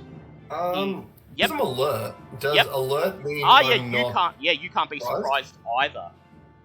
So you get to go next. So the doppelganger assassin rushes towards Bobbit, raises his dagger, and goes in for the attack. And that will be. So he has advantage on attack rolls against any creature he is surprised. Of course. So he attacks you with his short sword. So the first is a 25. That'll hit. So you take 7 points of piercing damage. Now, is this a magical sword or is It this is just a not. normal So sword? that is 4 points of piercing damage. And are you immune to poison or do you resist it? I am immune to poison. Yeah, so no further damage. And you just watch as Bobbit's eyes just glaze over into Alicent and go, oh, so we're doing this now. Lovely. He then goes to attack you again, and during his first turn, he has advantage on attack rolls against any creature that hasn't taken a turn, so he gets advantage again. And that is a 28. Yep. And any attack that hits you because of his assassinate ability is instantly a critical hit. So you take 10 points of piercing damage. That's halved and then doubled again. Wait. Yeah, so I take 10. Yep. He then makes his third attack, and this is just a normal one, and that is a 14. Yeah, but at this point it's like Mage Armor's up and just looking incredibly annoyed at this. Okay, it is Sir Lucian's turn. Oh, well, okay. Can I engage the mage? Yes you can. Would like to go and get him? Oh, yes, please. Yep. So you rush towards him. You would have to either use your carpet to climb up onto the roof, to fly you up onto the roof, which will be your turn. Or you could try to climb up onto the roof, or you could try to hit him with a ranged attack from down here. Oh, let's try and hit him with 3 ranged attacks. Yes, because during your downtime, you purchased +1 returning hand axe. So you may go ahead. So you may go ahead and roll 3 attacks, please, to try and hit the mage. What are they? Well, returning hand axe. Oh, yeah. So it's a D20 plus 10 to hit, and then we'll see if you hit before you deal the damage. It doesn't do that 3 times. Oh, that is a 27 to hit on the first one. Yep. So do the That's a second mage. and third. Okay, now it's ready to roll some damages. Alright, that's what? 3 plus 6, so that's 9 points of damage there. 9 points of damage. You hurl your hand axe towards the mage wearing a black cloak you can see standing on a nearby roof. It hits him, and as he gasps in pain, you see the hand axe detach itself and come floating back down. You grab it and get ready to throw again. Roll that your would second suck so attack. much. That would suck so much to be like, oh god damn, I have an axe in me, and then the axe just rips itself out. It's like, God, no, worse. Alright, that is another 8 points of damage on the second one. What'd you roll to hit? What did you roll to hit first? I got 25. Oh yeah, you definitely hit. So yeah, another 8 points of damage. So you hurl the hand axe again. It flies up and the mage casts a shield to try to block it, but he can't. It sails past his shield, cuts off the hem of his cloak, and then flies up into the air, and you leap up and catch it, ready to throw it a third time. What's its AC value? The mage, his AC is 12. Well, 15, Alright. he has mage armor active. It's 15. Oh, okay, so we hit on a 16. Yep. So what did you roll for the third one? I think you said 16. To hit. 9 damage there. So if you rolled 16, the mage is going to use his reaction to cast shield. Didn't he already cast shield though? Well, that was inflate. Yeah, he's put his AC up to okay. 20. Yeah, that. Well, I'm sorry, I meant. Okay. Yeah, that was just like inflating him trying to deflect it. So he Okay, uses okay. his Oh, reaction In to that cast case, shield that attack isn't him then. and boosts his AC to 20. So were you able to beat that? No, I did not. I got 16. Yeah. So the third time, there's the axe flies towards him. He snaps his fingers, and a shield of magical energy sends the hand axe flying away. It rights itself in midair and then floats back down into your hand. Okay. Alessander, what was your initiative? Sorry. 1. One. Oh yeah. 1. Well, Bulb 4, and technically. Zinhorn, what was yours? 12. 15. 15. Okay, so the rest of the enemies go now. Yay. Two assassins leap down off the buildings into the marketplace, and as they leap down, their black leather armor is illuminated in the sun, and you each notice that carved into their chest plates is an image of a winged serpent, the symbol of the Zentarum. Oh, it's finally come back to bite us in the ass. Yes, One of all the- of us. Definitely all of us. One of them points towards Bulbasaur and says, "There he is, the Archdruid! Get him!" And they drop down 5, 10, 15, 20, 25, 30. On the other side of the food stall, assassin number 1 is going to raise his short bow, and he has advantage on this because of his assassinate ability. That is a 24 to hit. Yep, that is. Alright, so Bulb, you take 6 points of piercing damage, and you must make a con save, please. Okay. Oh, pardon me. Sorry. That's a 14. That's a 14, okay. So that is a fail. You take 19 points of poison damage. 19. Okay, so that goes down to... And then because he had advantage on the attack against you, his sneak attack activates, and you take an additional 10 points of damage. Okay, calm down. Yeah. I only just got him back, mate. Yeah, please don't kill him. I may actively, realistically snap. Assassin 2 leaps down, and he takes cover behind a nearby weapons stall, raises his crossbow and fires at Zinhorn with advantage. And that is a 21 to hit. It does hit. That does hit, so Zinhorn, you take 6 points of piercing damage, and you must make a con save, please. Alright, They can have advantage on every freaking turn. No, it's only their first turn. Oh, thank God. Yeah, Unless they- assassins get yeah. advantage on any creature that hasn't taken a turn. Yeah, Right. So that's a nat Rogues. 1. Oh dear. that one. Yep, so you take 31 points of poison damage. I am so glad I'm immune to this And shit. because he had advantage on you, his sneak attack activates, and you take an additional 14 points of damage. Okay, well, fuck all of these guys. It is now the mage's turn, and the mage wants to strike back at Sir Lucian, so he raises his hand, and he casts a 4th level magic missile at Sir Lucian. So that is going to be... A very painful experience. That is going to Hey, be this is only 7... 4th level. Yes, that's going to be 7d4 plus 7. So, Sir That's a lot Lucian, of you help. take 22 points of force damage as the magic missiles fly from the mage's hand, slamming into you. I can't wait till you come back down here and I'll whip your ass. Then, the mage decides to run across the rooftops as far away from Sir Lucian as he can get. Nope.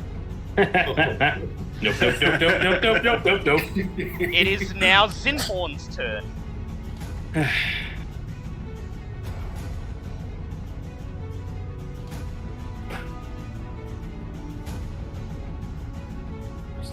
Zinny. Oh, oops, I muted. Ah, yes, there we go. Zinhorn, your turn. Bonus action, activating animated shield. Yep. You call out the command word, auto defense straight, and your shield bursts out of your bag and begins to hover in front of you. And then going to duck away into the corner over here. Yep.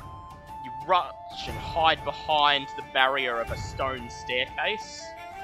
And fire off a frostbite Yep. to Assassin 1. Alright, very well. Assassin 1's going to make his save. That is a 9. He fails it, so now that I'm level 11, it's 3d6. Which is 12 points of cold damage. Yep. And has disadvantage on the next weapon attack. Lovely. Okay, it is Bulb's turn.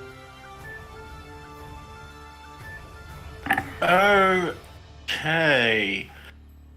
As much as I would like to show off my new subclass, I am just going to cast Summon Conjure Animals Yep.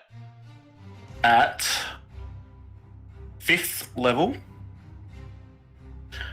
And summon, what level are they? They are challenge rating 1, which means I get 4 giant vultures. 4 giant vultures, and wouldn't you know the giant vulture is one of the tokens I actually have because I was using them setting up the next campaign. Where do you summon them? Nice. That's spoiler warning, there's another campaign somewhere down the road. Shush. Yeah. So my command to them is split off into pairs and attack the assassins. Yep. So giant vulture 1 and 2, and giant vulture 3 and 4. So yep, they get advantage on their attack rolls. Yep, because there's 2 of them. Yes, they're going to flank. Well, no, they just get advantage if another creature, if one. another ally is within 5 feet. That's right, they do. And so the giant vultures spread their wings, flapping into the air to surround the assassins. It is Bobbit's turn, but Bobbit is surprised. It is... And with my bonus action, I'm going to say Vomit. Vomit, yes, and activate your shield. Yes. Okay, your giant vultures are going in for the attack. I'm going to roll for the giant vultures. Let me grab them up. Giant vulture, lovely. Okay, so giant vultures 1 and 2 make multi-attacks. Okay, so that's not a hit for the first. Okay, a nat 20 from Giant Vulture 1 on its talons. Yay! It deals 19 points of damage to Assassin 2. And then the second Vulture goes in. That's a hit. So that's an additional 14 points of damage. Nice. Then Giant Vultures 3 and 4 go in for their attacks. That's a miss, and a hit. So on Assassin 2, that is 10 points of damage. Okay, it is Bobbit's turn. Bobbit is surprised, but it is Keeper's turn.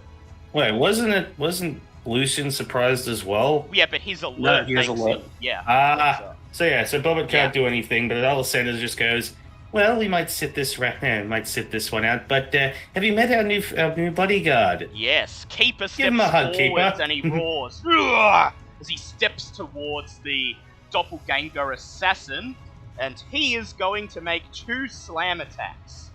So that is a 15 and a nat 20, both hit. So the first one is 15 points of damage, and the second one is 40 points of damage.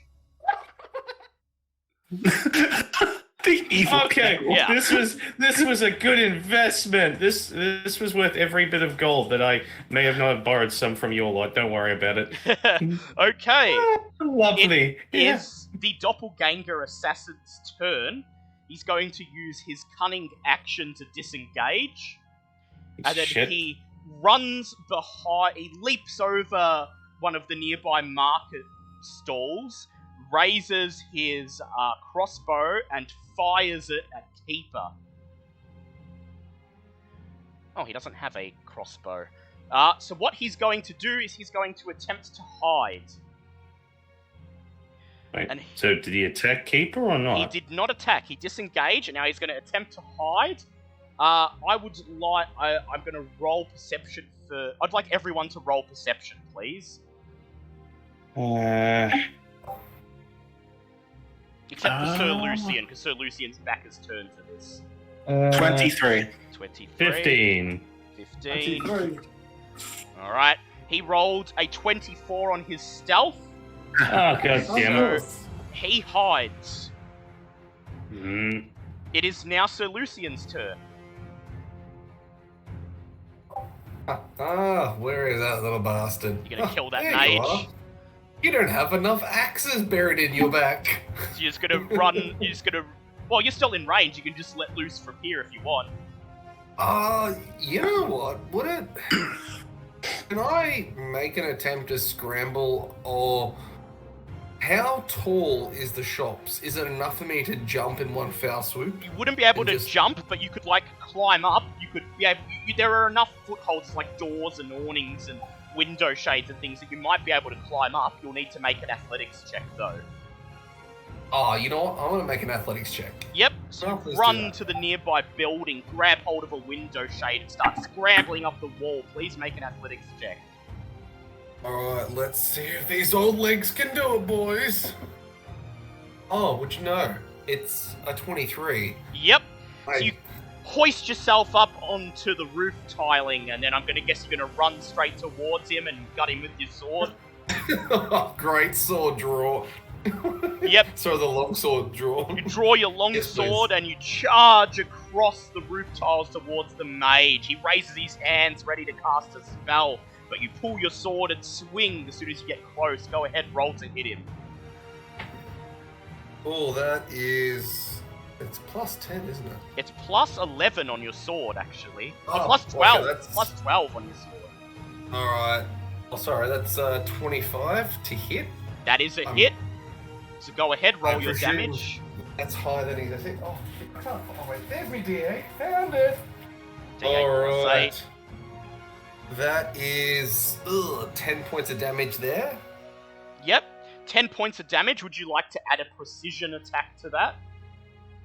So that you can add an extra D10 of damage? Oh, yeah, that'll be nice. Yes, please. Alright, so go ahead, please roll your D10 superiority dice. Oh, that's another 3 points on top of that. 3 points of damage, lovely. Go in for your next attack. That is a 24 to hit. That's a 24, he can't block that. Go ahead, roll your damage. Alright. Oh, that is 9 points of damage on that next 9 one. points of damage. The mage gurgles as you gut him. Ugh! And thanks to the 3 points of extra damage you dealt, he goes down. Would you like to throw a javelin at one of the assassins? Oh, hell yeah, let's do that. And you'll have advantage because you've got the high ground. I have the... It's over, Anakin! Okay, So go everyone ahead, get out your raise systems your out. hand axe, and you hurl your hand axe down into the marketplace. Go ahead, roll to hit one of the assassins. Ooh. What's their AC value? 15. 15. Okay, I got an ace. Sorry, I got an attack roll of 16. 16, so you hit assassin 2. Go ahead and roll damage. That is 8d6. Okay, that is 8 points of damage. 8 points of damage, and the hand axe bounces off him and flies back up through the air, and you grab it. Nice. It is the rest of the enemy's turn. Assassin 2 is under attack by the giant vultures, but he's going to raise his crossbow and fire at Sir Lucian.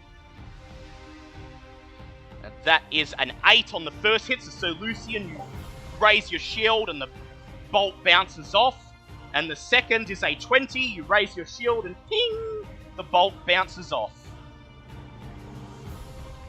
Assassin 1 is going to raise his short sword and attack one of the giant vultures.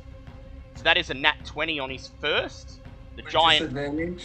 with disadvantage. That's right. Yes. Well, he still hits, but not a nat 20 this time. So that is 6 points of piercing damage. The giant vulture is going to make a con save, which it fails, and it takes 25 points of poison damage. Giant vulture 4 goes down, hitting the ground with a thump.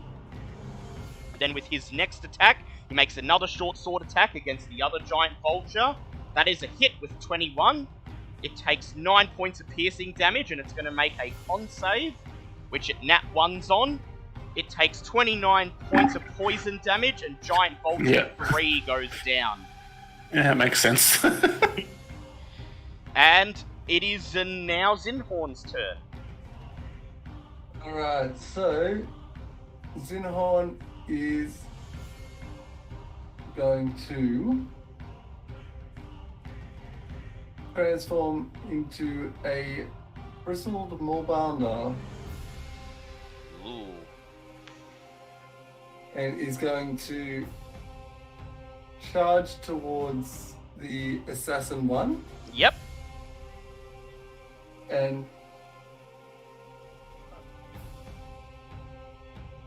yep.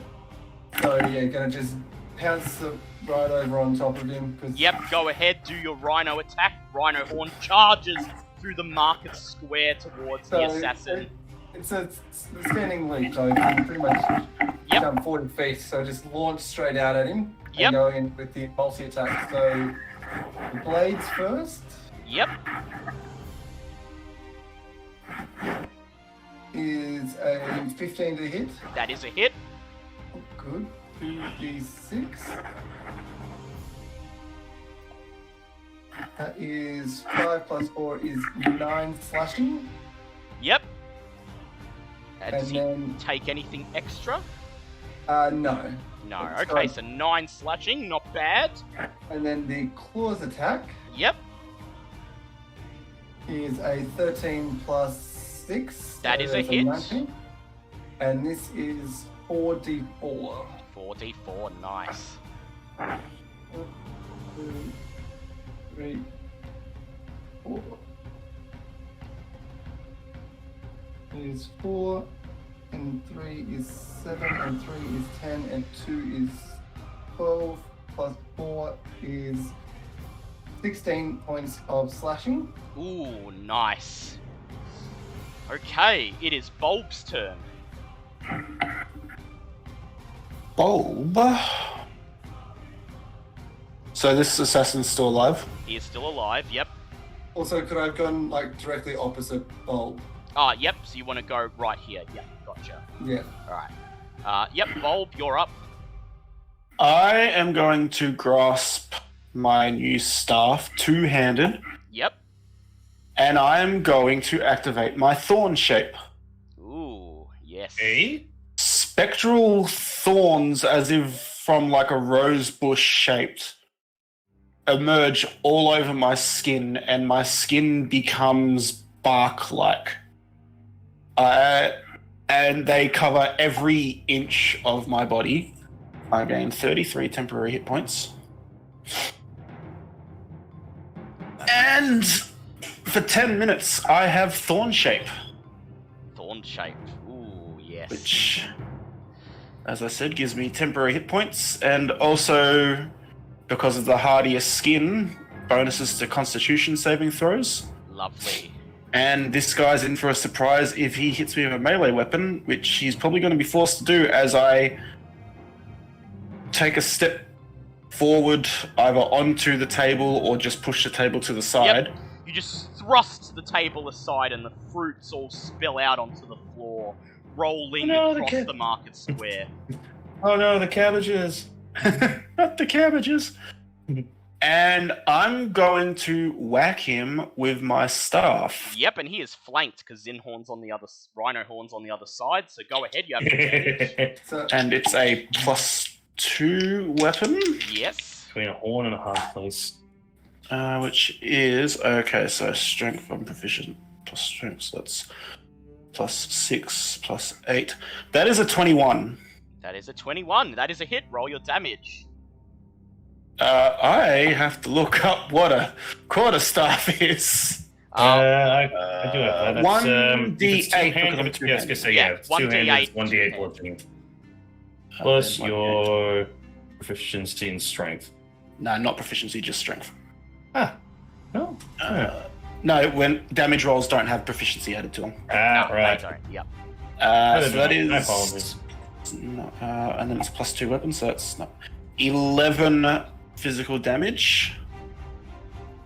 As I hit him over the head, and then I bring it back up to hit him under the chin. With a 23 to hit. 23 to hit. Lovely. That is a hit. Roll your damage. And that is only 6 damage as I whack him on the chin. Yep. Nice. And then I stand there glaring Yep. at him. It is your giant vulture's turns. They continue harassing assassin number 2. And they each get in an attack and deal 15 points of damage altogether. It is Bobbitt's turn.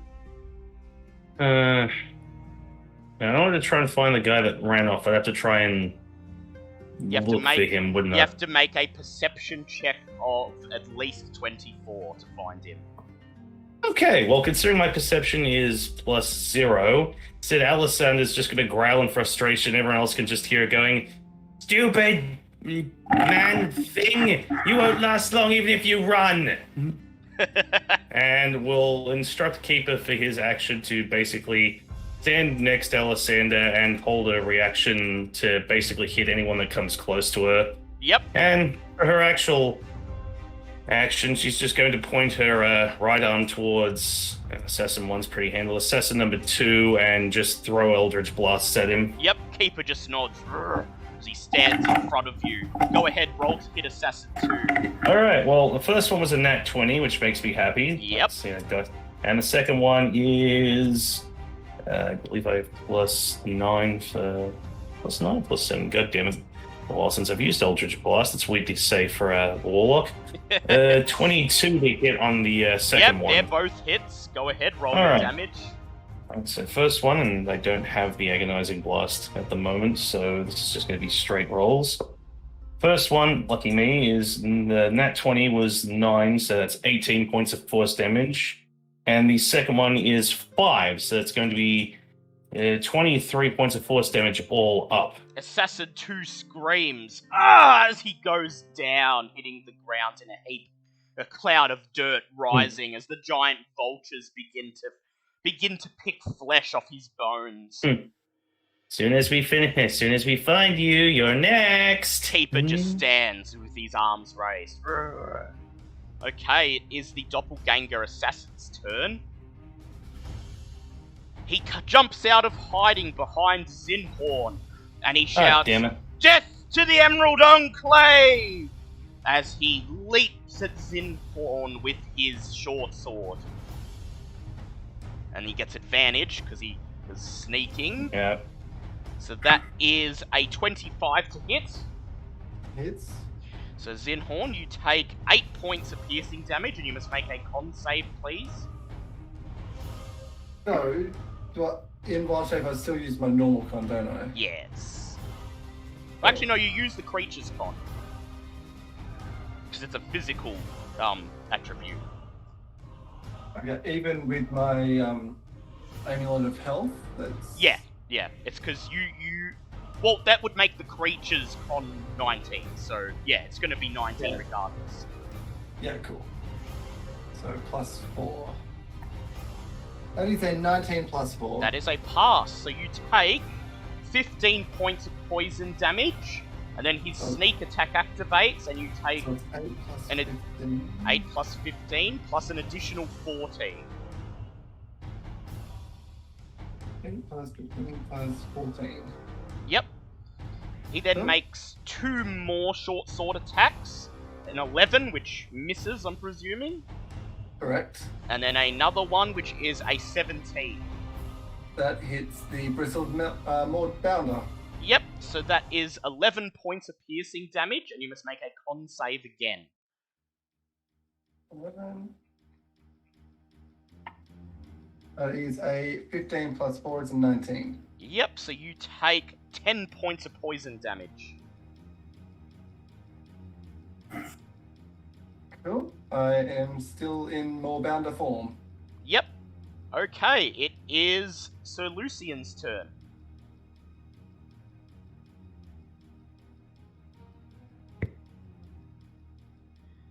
What would Sir Lucian like to do? So Lucian is muted in case he hasn't. Ah, yep. Sir Lucian In case he would be doesn't muted. realise. Yeah. In case you don't realise. So Sir Lucian will just pass his turn for the moment, and we'll go to Zinhorn. Actually, no, we'll go to the other enemies. So Assassin 1 grabs his short sword and swings at Bulb with it. That is a 12 on the first. That misses. And on the second, that is a 21. That hits. Okay, so you take 9 points of piercing damage, and you must make a con save. 9. Okay. Hold on. That becomes 20. Con save. Oh shit! This is an 11. 11, so you take 27 points of poison damage. Okay. He's Yep. going to take 7 points of damage because when a creature hits you with a melee attack or grapples you, the creature takes damage equal to 2 plus half your level in this class. Lovely. And so So your half my level thorns, is 5. So your thorns reach out and pierce his skin. One of them pierces his throat. He gurgles. Oh! Ah! As he goes down. Zero. Yeah, you killed him with that. It is now your giant vulture's turn, but they are stripping the flesh from the other guy. They go after me, and that wasn't Yep. actually my turn Oh yeah, that wasn't actually your turn. Yeah, that's because right. Dinhorn's before me. Yeah, that's right. It's Zinhorn's turn. Oh no. Okay, Zinhorn's going to turn around and start growling at this other assassin who snuck Yep, up this behind him, doppelganger assassin. and going to unleash a multi-attack of blades and claws. Yep, go ahead. A 13 plus 6, 13 Hit. plus 6, that is a hit. and 2d6 is 11 points of damage. 11 Slashing points damage. of damage. Nice. You can go in for your next. And our claws, that is a natural 20. Natural 20. Ooh, double it. 4d4 plus 4 doubled. Ooh. Murder! Jesus. Nobody sneaks up on Zinhorn. Oh, that is a 4 and a 3 and a 3 and a 3. So 4 and 3 is 7 plus 3 is 10 plus 3 is 13 plus 4 is 17 times 2 is 34. Ooh, nice. He gasps, Yeah, God. holds his wound. He's barely on his feet. It is Bobbitt's turn. What? No. Mm. So unleashes another growl. Bulb Oh, after sorry, Zinhorn. Bulb's turn. turn. Yeah, Bulb's turn, sorry. Okay. Well, this guy's pissed me off. Get in Because line. I'm going to step up next to Zinhorn, Yep. and I'm going to cast Contagion on him. Ooh. Oh, dear God. He's gonna Oh, roll no. Save. No, that's I have to make a melee spell attack. Alright, go ahead. Make your Oh, melee this is spell gonna be a attack. bad day. Actually, I will move to below him, Below him, yep. staying flanking him. in his. Yep. Because I want this to hit. That's a nat 20. Too bad Oh, this you does are- not do damage. Yeah, it's just to hit him. But Because I it's a just nat need to 20. like poke him. Yep. He is going to be infected with slimy doom. The creature begins to bleed uncontrollably. The Oh. creature has disadvantage on constitution checks and constitution saving throws. In addition, whenever the creature takes damage, it is stunned until the end of its turn. He just screams Oh. "Ah!" as he begins to Oh. bleed from every orifice after your after you jab him with the end of your staff. On the other side of the market square, your giant vultures just go ah! As they continue tearing meat off the body of the other assassin. It is Bobbert's turn. I just step back and that infection does not match up to the hilarity of its name. It's like, yay, slimy! Oh my god! All right, let's see. Where am I and how far away are we from our friend here? 1, 2, 3, 4, 5. Ow! I can't get to him from here. I was hoping to beat him personally, but oh well. I'll fucking keep a move. He has a movement speed of 20. Yeah, that makes sense. He's a big boy. Don't move fast. He's also very slow. Oh well. When in doubt, for a warlock, Eldritch Blast. Alright, go ahead. Keeper just sees you readying the blast and he just nods and steps out of the way. Just casually move the hand, just go one side, please. Thank you. He just nods, Okay. gestures All towards the assassin. Mm-hmm. That's a 22 on the first hit. Yep. And that's a 23 on the second. Those both hit. Go ahead, roll your damage. Lovely. That's a 1 on the first one, because of course it bloody is. And that's a 6 on the second, so it's going to be 7 whopping points. But it also means he can't bugger off now. He had 7 HP left, and so he screams as he hits the ground. And as he does, you hear a voice calling, "Assassination team's been destroyed! Abort! Abort!" And then you turn around and you see from on top of one of the buildings another man in black armor. He sees you staring in his direction and he turns and begins to run across the rooftops. Can I cast Wall of Thorns around him? You go first. Yeah, you can if you want to.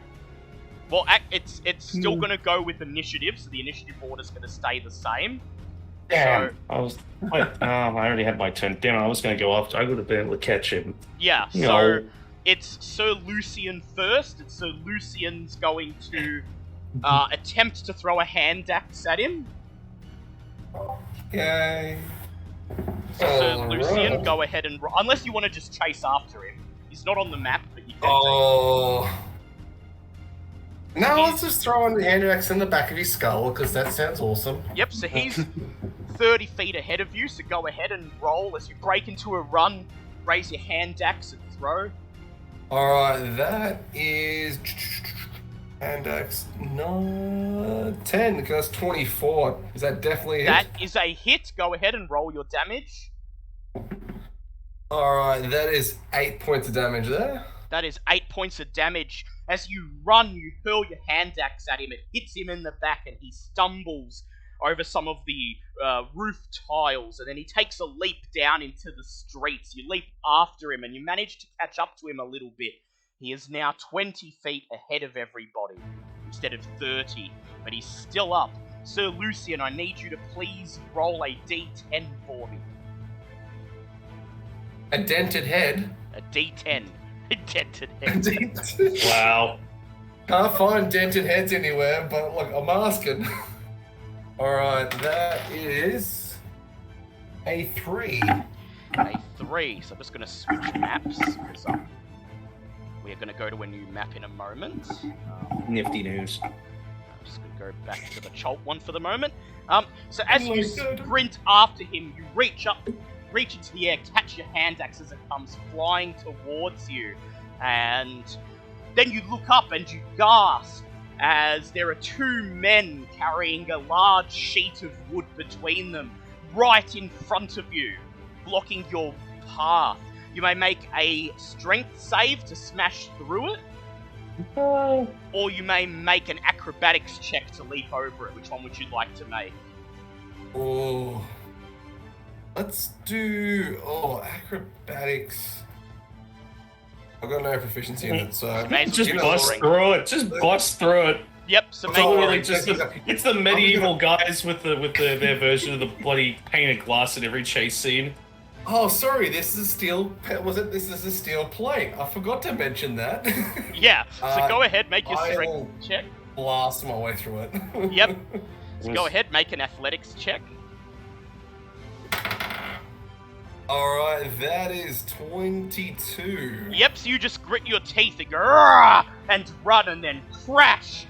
The wooden sheet is snapped between you, and the two men just shout, "Hey!" as you keep running towards I'm famous! towards the escaping Zentarum operative. Okay, it is his turn. He's just going to continue fleeing, so that distance is still 20 feet ahead of the party. It is now Zinhorn's turn. Zinhorn in bristled Morbounder form is going to use his standing leap, Yep. which the long jump up to 40 feet, the distance and height of 20 feet Yep. without running. So you get to catch. So you're just going to use that. Very well. Go ahead. And Roll. then, You may roll to hit him. So I was able to catch up to him and just... Yep. Well, Yep, you run bounding towards him and you leap, closing the distance between yourself and him, and then you attack him, trying to pin him to the ground. Alright, so that is a 17 for the first, That is a hit. Roll your damage. and that is 8 plus 4 is 12 points of damage. Yep, and then you get your second attack, I believe. Yes. That is, whoops, almost lost on the table. That is a 15 to hit. 15 to hit. You tear into his flesh, he screams and then kicks out and hits you with the flat of his sword, knocking you off him. And as soon as he's on his feet, he's running again. He's only able to gain 10 feet, however, so he's 10 feet between him and the party. And I need you to roll a d10 for me, Zinhorn. The 10. Oh, that's a 12, that's a 10. That's a 10. That's, Okay. that's a 7. I was saying I was about to 7, pick yep, up the small. 7, yep. He rounds a corner to the right and you barrel after him, charging on all fours. You run into a street brawl in progress outside of a tavern. The people who are fighting are shouting, "That's my Sir Lucian! That's my Sir Lucian signed picture! No, it's mine! Oh, You stole it God. from me! Give it back!" And they're punching Gon.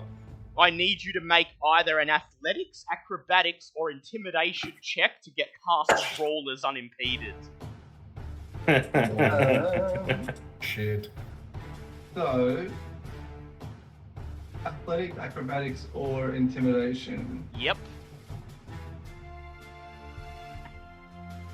That is a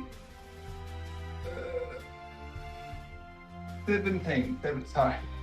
17 on athletic. On athletics. So, you see the two crowds of people charging at each other, fists flailing, and you just keep charging through, knocking all of the men off their feet as you continue pounding down the road. Thump, thump, thump, thump, thump, after your quarry. Okay. With my bladed hide, anyone I sort of run into just gets a little bit of a...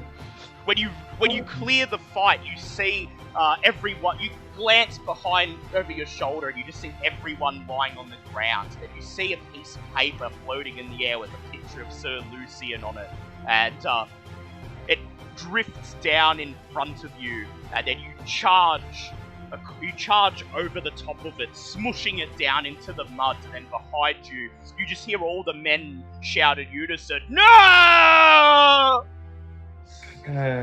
It is Bulb. Zidhorn chuckles. It is Bulb's turn. How far away from Bulb is he? He's about 10 feet from the party now. Because assuming, like, when it's not your turn, I'm assuming you're still running after it. Oh, yep. Yeah. Okay. Are there any civilians within 5 feet of him? Probably. Well, shit. Because he's, like, charging through the market district. Well, that's annoying. What kind of armor is he wearing? Leather. Black Damn it. leather armor. Okay. You're really limiting my options here. Bah. You're gonna just dash and catch up to him. So that next turn you could try to pin him or something. I'm just looking up a spell, actually. Because what I was going to do was I was going to call lightning at 6th level at him. Jesus! That would Really? definitely kill so many civilians. It would. Yeah. Yeah. No, that's a good way to get your entire guild shut down. Plus, Yeah. don't we want to keep this guy alive so we can figure out where they're coming from? Or am I the only It's one that's Zentara. interested in that? Yeah. Yeah, I know, but we don't know where they're from in this. Yeah, you don't know in this where Probably they're the place. guy that we killed his thingamajig. The clone of him, not the Oh, sort of clone. Manchun. Yeah, well, you could Yeah. presume Manchun is ordering them to come and kill you, but I'd still like to know.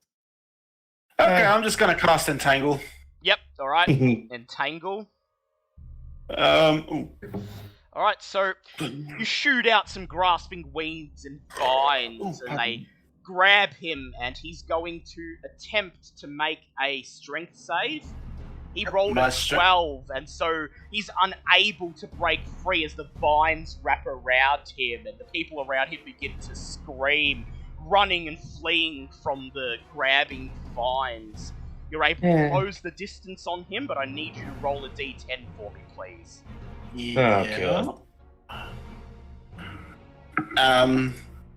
Okay, depending on what happens, I have something else that I would like to do as my bonus action. That's a 5. A 5. You sprint after him, ready to close the distance, and then you notice that the ground beneath your feet is slippery with spilled oil.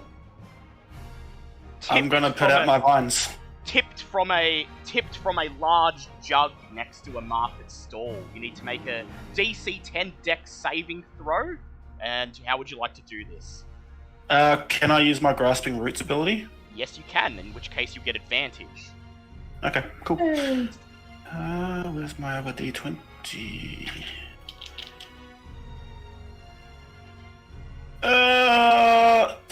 That was 2 9s that I rolled, so that's 9 plus. Did you say Dex? Dex. Or Yeah, Dex. It's a Dex save.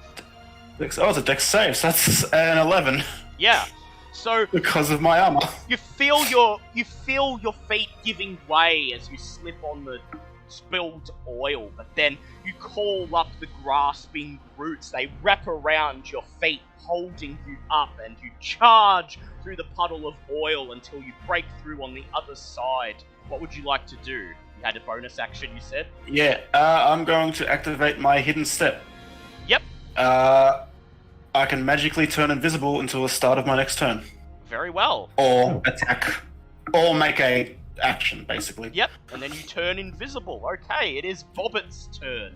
Bobbit, Okay, so this guy. the quarry is 10 feet away from you, but he is not going to be moving, so you could try to close the distance or anything else you'd like to do. Well, if he's not moving and he's not going anywhere, Bobbit will ask Keeper to help restrain this guy, because Bobbit would like to close the distance and then try and talk to him for a little bit. Yep, so Bobbit, If he's not going anywhere. Please roll a d10 for me. Okay. It's a 10. That's a 10. Very well. Okay. As you rush towards him, a throng of passers-by come running towards you, screaming, and you're forced to make a sharp turn to avoid colliding with them. Please make a DC 10 Dex save. Dang, people move.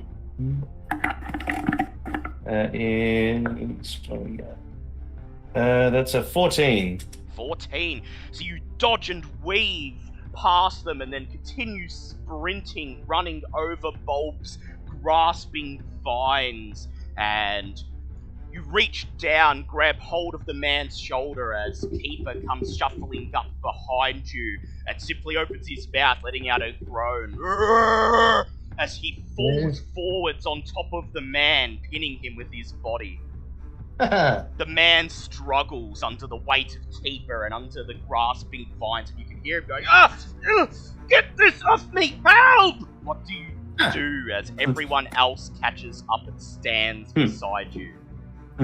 Bobbit's just going to lean down over the man who I'm guessing is just looking up, because he can't really do anything else, going, wonderful. Thank you for the free exercise. Always nice to get a good workout in on a holiday. Now, do we want to answer some questions, or are we just going to sit there and have a bad day? You hear the man struggles, everyone else everyone else, you could just see the shadow. You could just see the black armor struggling under the vines and under Keeper, and you could hear the man going, and then he just spits out, "Okay, whatever, please, anything." While Bobbit is interrogating him, while I'm invisible, I'm going to use my vines to climb a wall, get on the roof, and keep a lookout to see if there were any other assassins, because he had to have been calling to someone. Yes. Okay, so I'd like you to please make a perception check, please, Bulb, and I will take note of what you get. What dice do I want to use? This one will do. That is... What is my perception? 15. 15, okay, I'll make a note of that. As you Yep. use your vines to pull you up onto a nearby roof and just survey the area. An entire market square now in ruins because of the vines and roots grasping everywhere, having tipped over market stalls and barrels and goods scattered everywhere. So Bobbit, what do you say to the man? Yeah. So, unless my memory on Hazan Taran's work, usually if someone's captured, you're probably not long for this world, as this would probably be considered an absolute horrid failure. So let's start the questions from the top. What possessed you to attack us in the middle of broad daylight? The man struggles. The man struggles, and then Keeper thumps a hammy fist into the man's chest. He says, as you hear the thump, and he says, "Orders to kill Emerald Enclave before gang war can break out." Yes, no, I can see how that would be a problem. But... what to ask? Oh, did these orders come from Waterdeep, or did they come from here? The man struggles. Keeper thumps him again, and he screams, and then he says, "Orders from Waterdeep sent by Manchun to the cell in the abandoned house on the edge of the market district, Alessander Street." So what street? Alessander Street. Aw, do you hear that? Boat's like, do you hear that, Alessander? They named a street after you. Well, that's quite pleasing, but that also takes care of our next question. Wonderful. See what happens when we cooperate. Isn't this says lovely? The man. Can I go now? Keeper just scratches his head and Just says, puts a hand on him going, just looking going, well, you still have a few questions. How many more of you are there? We'd like a nice, accurate number before we go and pay them a visit. It's not every day someone tries a daylight assassination, so we have to go pay our respects. 8, 9 more! Plus our leader! Please, can I go? And Keeper just looks at you with an uncertain look on his face and with his mouth and goes, Well, I don't know, I suppose. Well, who exactly were your targets? I know you said just the Emerald Enclave members, but were there anyone specifics? Archdruids! Cut the head off the snake and the body shall die! Oh, what a lovely analogy and how appropriate. Bo will simply turn and look to Lucian and Zinhorn going, is there anything else we need to ask? Any suggestions? Got an address, numbers? Ooh, that's a good idea. Let's try that one.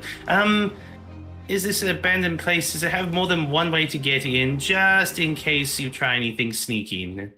And the man groans, and then he says, "There's another entrance through the cellar, but be careful. Our mage put a golem down there." Ooh, what kind? Zinhorn at this stage is just making his way around. The man just screams, and then he falls limp. And Keeper looks at you and shrugs as if to say, I didn't do it. But then the keeper just shrugs as if to say, I didn't do it. Then the man has passed out from the stress. That's no fun. What good is having a captive if you can't keep him awake, for God's sake? Well, he's unconscious. Any suggestions? I'm Just just there, Dan. We'll start poking him to see him, slapping him to see if we can rouse him back up. Come on. He groans a couple times but doesn't move. And then after a few more minutes of this, you see two armed Port Anzaru guards appear, and they That's lift rude. him up between them and they lift him up, hold him between them, and one of them just says, "We will take him into custody. Thank you for your assistance." Just make sure to keep him bound. He's ultimately going to have someone try to help break him out at some point. "We will ensure he is not able to see the light of day again," says the guard with a sinister smile as they carry the unconscious man out of the ruined marketplace. Wonderful. Bye-bye. So you get a short rest. Excellent. Lovely. I need that. I'm going to come back down and find a patch of grass and extend my roots while I have my short rest. Very well. Which means I get an extra D6 of healing. You do. And don't need to eat for the day. Fun. That's really Well, useful. Yeah. While people are resting, Bo's just going to sit there and go, well, that was informative. Look at us go. Working as in 3 months off, it doesn't even feel like it's been a day. We have their location, numbers, apparent secret entrance, and apparently has something protecting it. So, what's the plan? Is there a plan? Do we need a plan? I have a plan. Hold on, I actually need to look at something. Oh. Fertile Earth. Of course, that would fuck me over. So you spend a few minutes to catch your breath, and knowing that time is of the essence, that you only have maybe hours before these Zentarum decide to either strike again or flee. You make your way to Alessander Street on the edge of the market district and find yourselves across the street from the 2-story house that you were directed to that serves as their hideout. Bulb hoists himself up onto the nearby roofs and surveys the area, and with your 15 in perception, Bulb, you were able... How tall are the buildings? About 30 feet, at least. Yeah, about 30 feet or so. So Bulb, you come down and you tell the rest of the party that surveying the area, you identified multiple means of entry into the building. The first being the front door. However, you did see a single guard standing at attention in front of the front door. At the back of the house, you saw a set of stairs leading down into an underground cellar. Alternatively, there are glass windows along the northernmost wall of the first floor, or, if you are so inclined, you could find a way to climb up to the second floor and break in through any of the windows that overlooks the street. The windows, from what you could see, appear to be made of glass, and as the building has not been inhabited for quite some time, they still appear to be unlocked.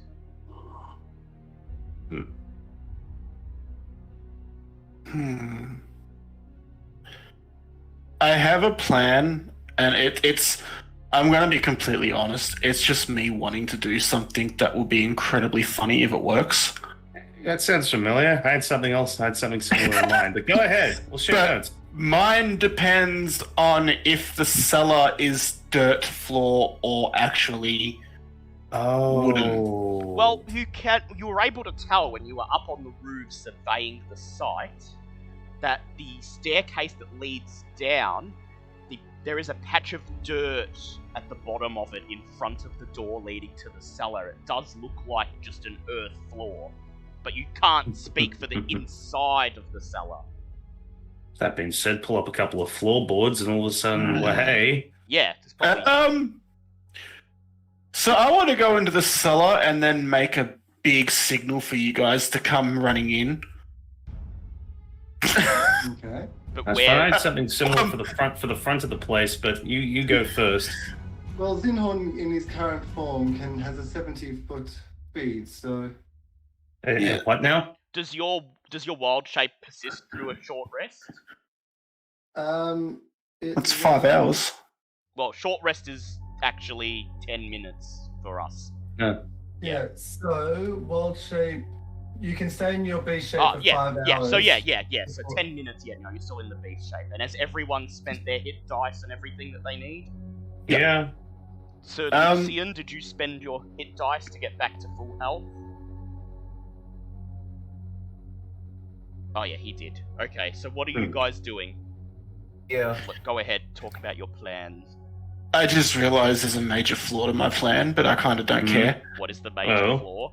So what I want to do is I want to go down, expose some earth, plant my staff, and create a 60-foot tall tree in the middle of the damn building. I like.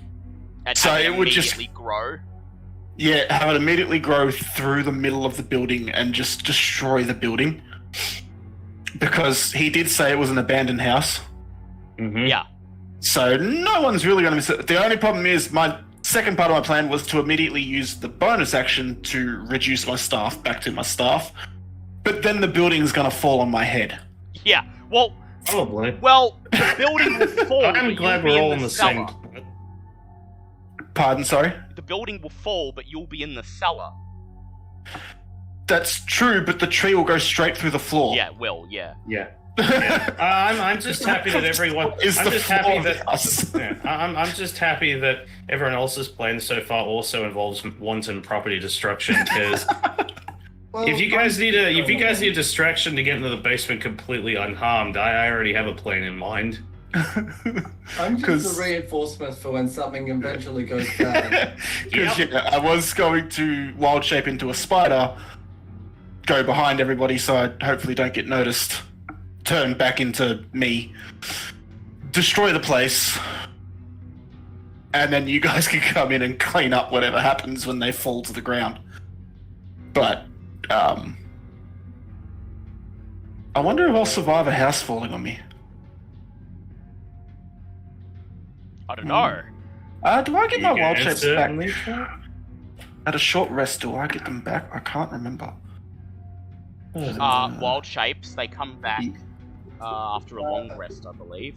A long rest? Are we at the front of this building or at the back? Where are we? Back. You're at the that's just where I put the tokens, but Okay. you're just standing across the street from it. You can approach from the Our back. or question the is there front. like any small barrels lying around that aren't being used?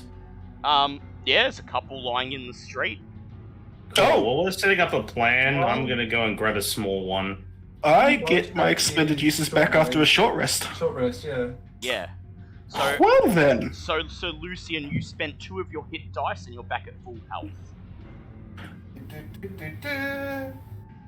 Yeah, so while plans are being discussed on tree planting and whatnot, Bob and Alessandra are just going to get like a small barrel. Probably something like, maybe like knee height, and just sort of bring it back over to the rest of the group. Yep. Things. So, do you I mean, guys want to just... You don't all have to go through the same entrance. Oh no, I wasn't planning on going through the cellar, but let's look at the rest of them going, so do we want this building to still be standing by the time we're done, or do we just want to pretty much just hammer down the fact that these people need to go? We can get rid of these ones, right? Yes? I believe so. Yeah, I don't hear any Wonderful. So what's your plan before? Oh, Well, we're looking at fun inventory stuff that I haven't used because I don't know why. I noticed I had 8 bags of black powder just sort of in my inventory. Oh, you do. So, everyone remember the Zoblog principle? Yeah. I'm just gonna fill a barrel full of black powder and through a drop window. a bead of fireball in it and just lob it at the building. Bulb is Right. now just backing away because Yep, Zinhorn. Zinhorn has no idea what Zinhorn doesn't how actually know about- what's happening. So how about? I think And, as soon as you say Yeah. black powder, Zinhorn backs up. and I'm sure. How about? And I'm sure Sir Lucian will find this amusing. As You get on Sir Lucian's carpet, take it up to the 2nd floor, and throw the barrel through a 2nd floor window. I mean, no, I actually. So that way they have oh, something no, happening I at can the do- very bottom and something happening at the I know. very Oh, top. no. I have a better idea. There's Yeah. buildings across the street from this thing, correct? Yes, And the buildings would be like level with the 2nd story, yes? some of them, yes, depending on whether they've got Cool. 1 or 2 or 3 stories. Well, are there any that are like, across the street that are like have access, that are, like across from the 2nd story? Yeah, there are. Okay, how far does my grappling hook go? We'll say 30 feet. Okay, so would that be enough to get me on top of one of these buildings? Yes, it would actually. Wonderful. Bob's gonna scoop the barrel up under one arm and just look up the roof across there, that wall that's behind us, that's across the street from this house, going, so, you guys go do what you're planning. I'm gonna be on the roof getting ready with mine. Feel free to Do you guys want to take Keeper with you? He's pretty good at following instructions. Really depends on what you want here. I can't exactly carry him up with me, though. I haven't got... Zinhorn can't give instructions right now. Yeah, well, Yeah, that's why I'm asking Bob, reluctantly. Seeing you with a barrel, I'm not going anywhere near the house anymore. I'm gonna stand outside, and if anyone comes running out, I'm gonna be prepared to cast Wall of Thorns. Well, fair enough. All right, Keeper, stay put with the others. Mummy's All right. gonna be right back. You see her drop just drop take the mask off her face, and you see her in her actual UNT form, pretty much same clothes that she's normally been wearing. It looks a little bit more ragged in the last couple of months because she's been kind of working non-stop. And then just the lovely new arm that she has, which looks like it's been literally built out of pieces out of what Keeper used to be made out of. Just looks and goes, just puts her right arm straight up and goes, back in a tick, and you just watch as the hand itself shoots up with a cable attached to it, grabs onto the roof, and then just starts dragging her up to the roof of the house. So, Alessander, I'd like you to make an acrobatics check, please. Zinhorn's going to be on the opposite side of the building to Bulb. 16. Yep. 16. So yeah, you shoot out your grappling hook. It sails across the street, digs into the roof of the abandoned house. No, not the abandoned house. I meant the one that we're in front of. Yeah, on the outside of the street. all right. So you're just up on the roof. Oh, Yep. as she's going up, she's going, you don't mind if I have a quick word with them before we get started, do you? Sure, you'll be fine with that. Just be ready. This is going to get interesting. And we'll happily Zinhorn just- and Sir Lucian, do you guys have any plans? Please make preparations as need be, because Zinhorn's going to be on the opposite side of the building to Bulb, Yep. getting ready to do his standing leap and use his 70 feet on top of that to make sure no one gets away. Yep.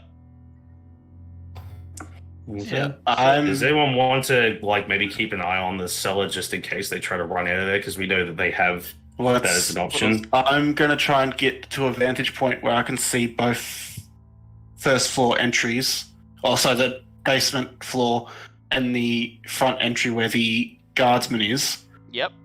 And if anyone runs out, I want to cast Wall of Thorns On in wherever front they of come them. out from. Okay. Yeah. So Lucian, what would you like to do? Do you have a plan? Yeah, I want to be an asshole. Can I take my adamantines, or actually javelin, or something that's nice and sticky, and jam it between the doors of between the hinges of the cellar door? Ooh, yeah, I like that. You have to go with Yeah, so you go with Bulb. Well, you head up onto the roof with Bulb, and then you summon your flying carpet, and you have it deposit both you and Keeper at the back of the building. you head down and you take your adamantine greatsword and you just wedge it into the bolt on the cellar door, fixing it in place. If anyone tries to break out from there, they're gonna have a hard Dear time. God, this is going Going to to be die fun. inside. Yes. And so you've all taken your positions. I believe, Mhm. Bobbit, you are ready to Bobbit is begin just your Bobbit is negotiations. just Bobbit's just pouring all the black powder into the barrel. Make sure it's corked nice and tight. We'll leave the fireball part until the beta fireball until we get right to the point. We'll tap at her throat with her right hand and cast thaumaturgy on herself to enhance her voice by up to 3 times. Yep. Then what do you do? Just casually cracks the knuckle and just goes, Good afternoons and greetings, members of the Chaltian branch of the Zentaran Guild. Happily having a nice day today. We ran into a couple of your friends down the street. Sadly, due to some discrepancies, they won't be joining the rest of you for the rest of their lives, but do not worry. We are feeling slightly merciful and are going to give you a chance to surrender entirely and painlessly if you only just drop everything you're doing and surrender at once. What do you say? Please make an intimidation check as you all hear Bobbit's voice just booming throughout the street. A couple passers-by even stop and just start murmuring amongst themselves as they hear this. Yes, Bobbit, you please guys do might an want to intimidation consider. check. 25. 25. Well, There is silence for about the next 20 seconds. And I wasn't planning on really giving him a chance to actually answer, but yeah, sure. You weren't? Okay, Yeah, you're like literally alright. waits for like 3 seconds and then goes, actually, just has like Alisandra's voice goes, Bobbit, are we really doing this? No, you know what, you've got a point. Actually, sorry about that, changed our minds. You're all kind of a bunch of pain in the asses, so we're just going to establish killing all of you now because, seriously, we try and get 1 day off for the first time in 3 months and now we're getting stabbed in the middle of a marketplace. Kind of rude. People might want to clear the streets and, oh, what the hey, just gets the beta fireball, puts it in, just goes,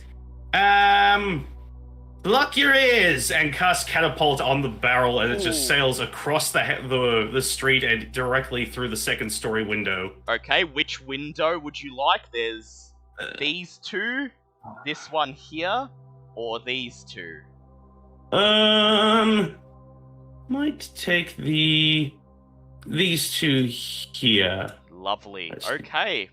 And just, go fires ahead, up and make goes... a ranged spell attack with your catapult. Oh, no. Catapult is literally right, it doesn't, wherever yeah, I'm fighting. It goes 90 feet, and if there's anything in its path, they have to make a dex save. Other than that, it's just going to get destroyed the second it hits something, which will set off the, literally everything. So yeah, just... So my message, yeah. We can have a suggestion, run. As you go to as you cast catapult and the barrel begins to fling across the street, you hear a thaumaturgically magnified voice emanate from the house. It gets off about the first 5 words of the sentence. Never! Surrender peacefully and the hostages will crash. You hear the sound of crashing glass, and then boom! I would like you to please roll damage for 1 bead plus the black powder. I'd like you to roll damage for, let's say, a 5th level fireball. How much is that? Let's see. Let's see. Third level is 66. That would be 8. Yeah, 8d6. We forgot the reconnaissance. Yeah, you just... I'm sorry, I wasn't here for making reconnaissance. Surrender and the hostages. Boom. Yeah. Really? Feels so much weaker than it should be. Are you sure that's... Wait, no, let me see. No. Fireball is... That doesn't fireball. feel At right. higher That doesn't feel levels, right. damage increases by 1d6, so it is 10d6. It's 8d6. Oh, 10d6. Okay, Let's try that again then. Sorry, just disregard that one.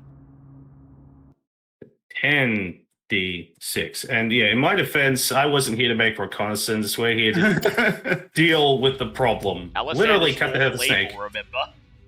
What was that last part? Alisandra's lawful evil, remember? She didn't care about hostages. Yeah, Bobbit was just annoyed with the Zentara, and Alessandra just wants them fucking gone. And yeah, as 39 points of damage in a lovely 30-foot radius. Okay, so let me count up 60 the number. feet diameter.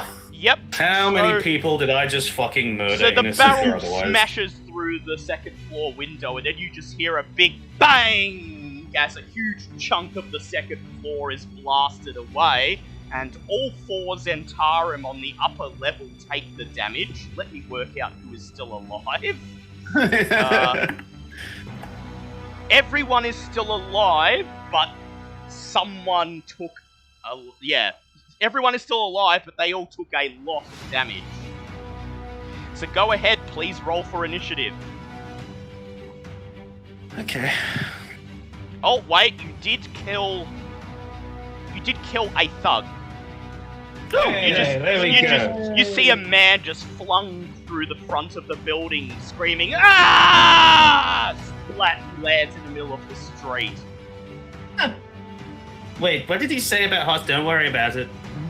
That's a 17 for Bobbit and Alessandra. I got a soft 20. 18. And also you killed 4 commoners. But you haven't seen that yet. So yep, 17 for Alessandra. Soft 20 for Bob. Soft 20 for Bob. 18. 18 for Zidhorn. And yeah, 18 for Lucian. Okay. Oh, 17, sorry. 17, okay. So, Bob, you get to go first. What would you like to do? Bob heard that thing about the hostages, and starts berating himself for forgetting about potential hostages and who we're dealing with. Are there any windows that I can see at the moment? Yes. You can see... Well, actually, you're on the south, so... Actually, no, you can't see through any of the windows. But you can see the 2 entrances. Yeah, what is this little... is this like a door? That's a chimney. That's a chimney, okay. Yeah. If I go to the front door, I'm going to have to deal with that guy. But Zinhorn's there, he can probably deal with that guy.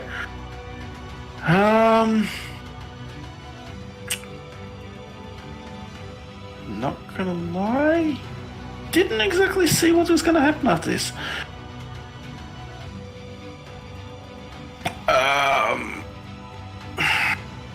I'm going to conjure 8 wolves. Yep. Oh, look, another token I already had. With the orders of seek out non-hostiles and protect. Yep. So the 8 wolves. If any of them are still alive. The 8 I apologize for here. nothing. No, fair enough. We didn't search either. At the end of your turn, the 8 wolves charge across the street towards the front door, and they engage with the mercenary who's guarding there, trying to break inside. Well, mercenary, have fun with 8 wolves. Yep, so they're all going to get advantage, so let me see how many hits. Yeah. Because I think even one of us alone would have problems with 8 wolves. Well, except for Lucian. They couldn't hit fucking that Lucian. is... But 20... Okay, 3, 4, 5, 6. 6 of the wolves hit. So that is 12, 18, 22, 28, 25 points of damage to mercenary number 1. The wolves just leap at him, he's trying to fight them off. Okay, it is the first round of enemies' turn. So I'm going to reveal the... sorry, and for my bonus action, I activate my Thorn Shape. You activate your Thorn Shape. Okay, so Bobbit can now see into the room that she blasted aside, Inside is the Zentarum Mastermind and a bounty hunter. Hello! So the Mastermind is going to...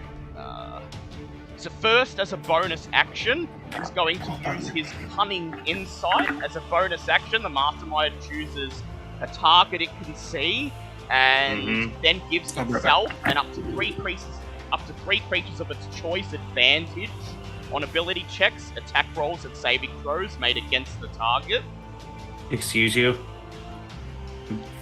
You know, I don't know. I probably deserve that.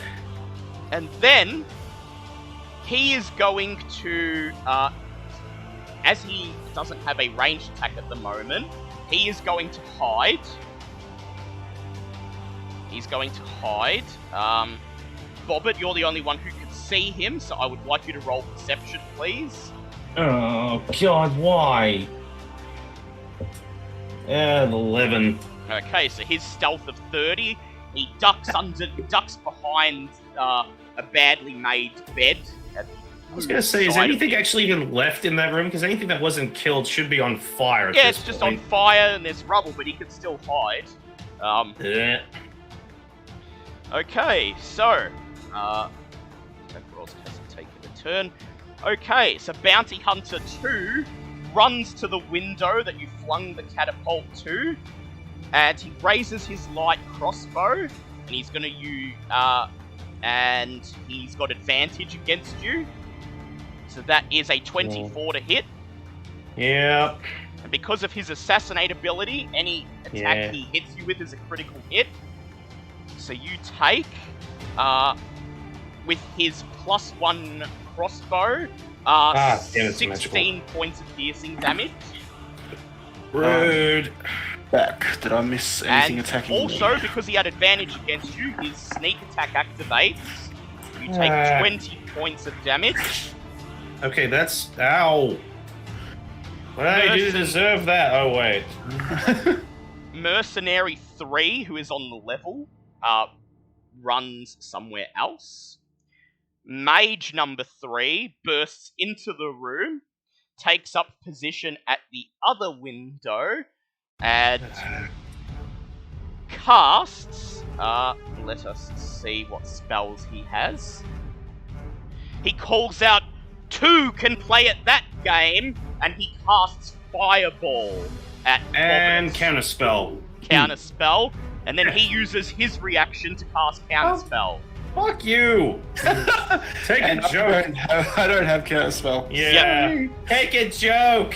So the Fireball goes off. Wait, this... Oh, shit. This is actually going to destroy the building I'm on now. Yes, Oops. I need you to please make a dex save, and you get disadvantage because of the Mastermind's Cunning Insight. Oh, that's lovely. That's a rogue subclass as well, Mastermind. It is, And yes. I'm guessing magic resistance isn't going to help on an AoE attack. No. Well, actually, I your have advantage on saving throws against spells and other magical effects. Oh yeah, you do. So it's just going to be a normal. Instead of giving advantage, it's going to be normal. That is a dex, you said, a soft 20. Soft 20. Okay. You take 13 points of fire damage as boom, the building you are standing on explodes. There are also 3 commoners caught in the blast, and they burn and go down. Bobbert, the building you are on... Sorry, none of this is on the maps. This is all theatre of the mind. But Bobbert, the building you are on begins to collapse as the flames tear through it. I need you to make a dex save. And with your grappling hook, you may do it with advantage. You're supposed to hear Bobbert at this point going, okay, did not think this part of the plan through. Why did everyone let me into this plan? I don't know. 15. 15. Okay. You reach out your grappling hook aiming at a nearby building, but you are too slow. The foundation of the building you're on gives out, and then you find yourself falling through the air. You take 4 points of bludgeoning damage as you land out in the middle of the street. Ow. Okay, the rest of the enemies Okay, Mercenary 2 comes running out the front door, and he's going to attack. Actually, he's going to run... Yeah, he's going to attack the wolves. So he makes 3 melee attacks against the wolves. The first one is a hit. He deals 19 points of damage, kills a wolf. Goes in for his second attack, that's an 18. Deals another 19 points of damage, kills a wolf. Goes in for his third attack, that is a 26. Deals 21 points of damage, 3 wolves are killed. And they yelp as they go down, leaving 5 wolves. Mercenary 1 is going to repeat what his friend did. He makes 3 attacks against the wolves. 2 of them hit. He deals 11 points of damage and 13 points of damage, so he kills 2 wolves, leaving 3 of them left. Then, mage number 2 opens the first floor window and casts a fireball at Bobbin in the middle of the street. I can't even try to counter this. Okay, so this plan one has... you get advantage at. This mage didn't have the cunning insight. Okay, well that's fun. That's 19. Yay, this plan worked really well. Oh shit! Oh shit! Ow. Okay, so that's a 19. 19, so that's a pass. However, it is still 8d6 of damage. This is going to hurt, isn't it? Let's see. Still a fireball, so... Boom!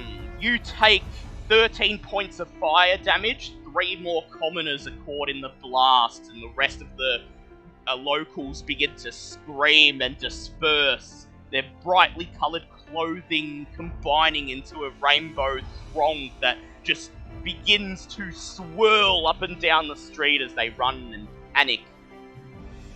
I have fucked up. I have lost a significant portion of health. This plan has gone horribly wrong. The back door bursts open. Bounty Hunter 1 comes running out. Bulb, do you have a reaction? No, because I've had my turn. I didn't. Yep. I So didn't keep he's reacting. going to attack Sir Lucian. I think this guy's fucked anyway. Yeah, I think he is. Look, he ran out on. He's running to Sir Lucian and a fucking flesh golem. Have fun with that. So he's going to attack Sir Lucian with his hunting bolus.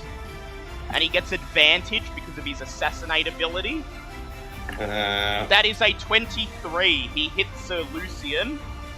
Oh dear. So Lucian takes 6 points of bludgeoning damage and is knocked prone and restrained. Rude. Then, he's going to step down and make room for Mage number 1, who bursts out of the back door. Mage 1 immediately sees Keeper at Sir Lucian and screams, runs back into the building. Oh no. Would that be an attack of opportunity? Yeah, from If he Keeper. turns at around Sir... and goes to run? Yeah, from Keeper at Sir Lucian. So Keeper will go first. So Keeper just goes, reaches out with an attack. That is a 20, so Keeper hits him for 16 points of bludgeoning damage, and Sir Lucian, you also get an attack of opportunity.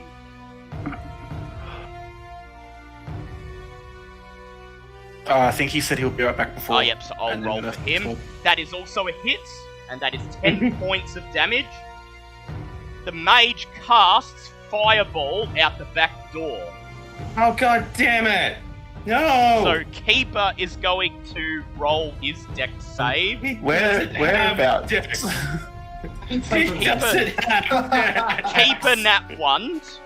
Oh no! My boy doesn't like fire!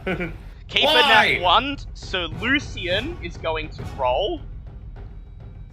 I have this So one great Lucian plan. rolled an 8, so Lucian failed. The bounty hunter is going to roll. He passed with a 16. Fuck off. So here comes the damage. How far away did he cast it? I'm pretty sure he's fucked. He's standing here. Yeah, but that's still gonna Okay. hit like the inside of the building if he's It casting is. it at them directly. It is. But that's not going to damage him. The building is already on fire. What does it matter if he adds to it? Will the That's blast true. hit the people above him? Yeah. The bounty hunter takes 15 points of fire damage, so Lucian takes 31, and Keeper takes 62. I'm rolling a d6. That is a 6. Keeper roars as he goes berserk. Oh no! Okay, No, so that's bad. Why is really it that everything you make has a downside? that is it for I'm that. not fucking Aceract, okay? I can't make this shit perfectly. I spent a month reverse engineering a goddamn flesh golem. That is it for Something that. with this guy. That is it for that round of enemies. No! It's now Sinhorn's turn. Money So building this is- son of a bitch, reverse engineering something that Aceract uses an entire fucking alternative dimension just to power. Built that in a month with a basement. You respect Keeper. Fuck off. I wasn't Sorry. disrespecting just Keeper.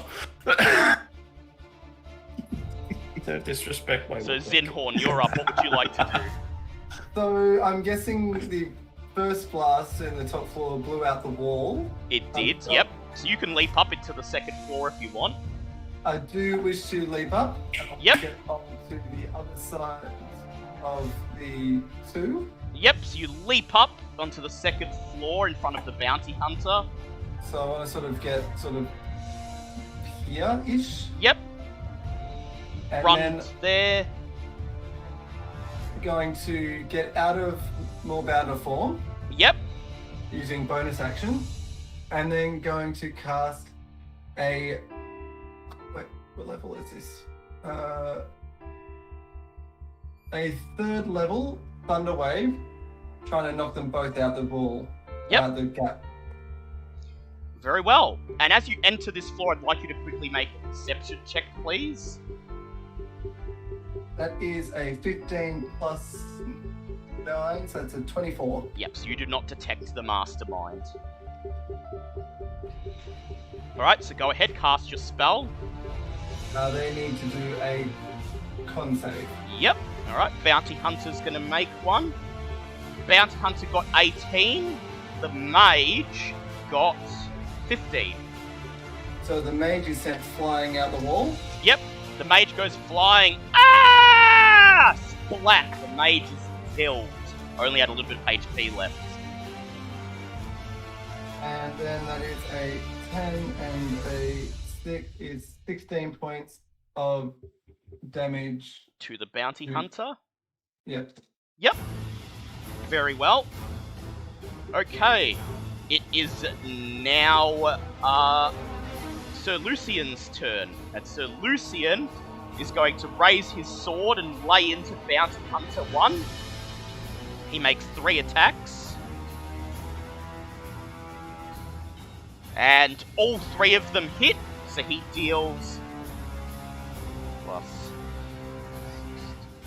let me work this out. He deals 42 points of damage to the Bounty Hunter, and then he's going to spend one of his superiority dice to add a precision attack, deal an extra 6 points of damage, so that is 48 points of damage to Bounty Hunter 1. The third group of enemies is about to make its move. You hear clattering coming from the door leading to the cellar, but whatever's in there is unable to break out as it ends its turn. It is Bobbitt's turn. Okay, So so, the bone golem that's in the basement is unable to get out. Well, that's handy. I'm happy to hear that part.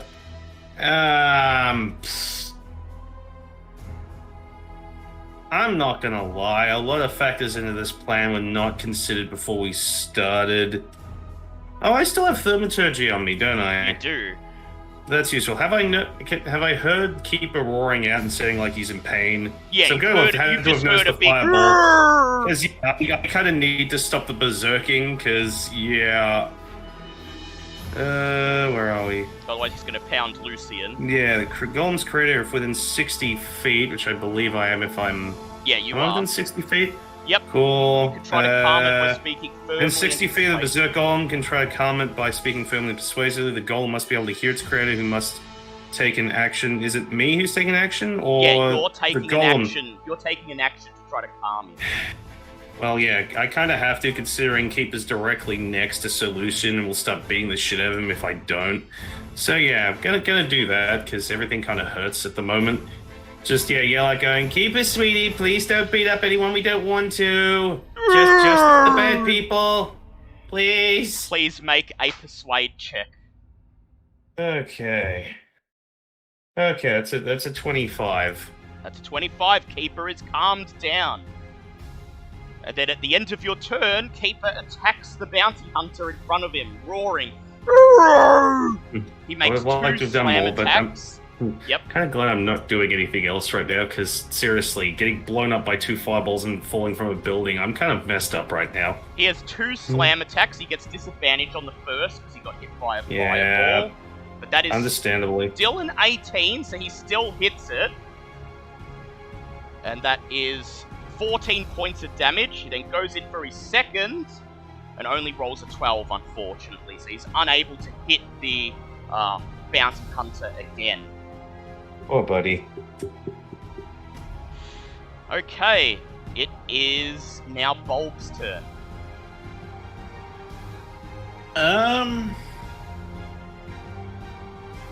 Bulb's going to go to the right because Yep. that's the way his wolves went. Yep, so you leap off the building, land in front of the abandoned house, and begin to run towards the front entrance. Yep. Not within melee range just Yep, yet. not within melee range. Yeah. I would say probably here, so I can see the two Yep, mercenaries. The 2 mercenaries, yep. Now, as they're mercenaries, they would be wearing metal, wouldn't they? They are, indeed. Wearing Oh, I'm not popping wearing in mercenary. plate I'm popping armor. in. I just gotta look up what higher levels of this spell do. Okay, so I can't cast it at multiple people.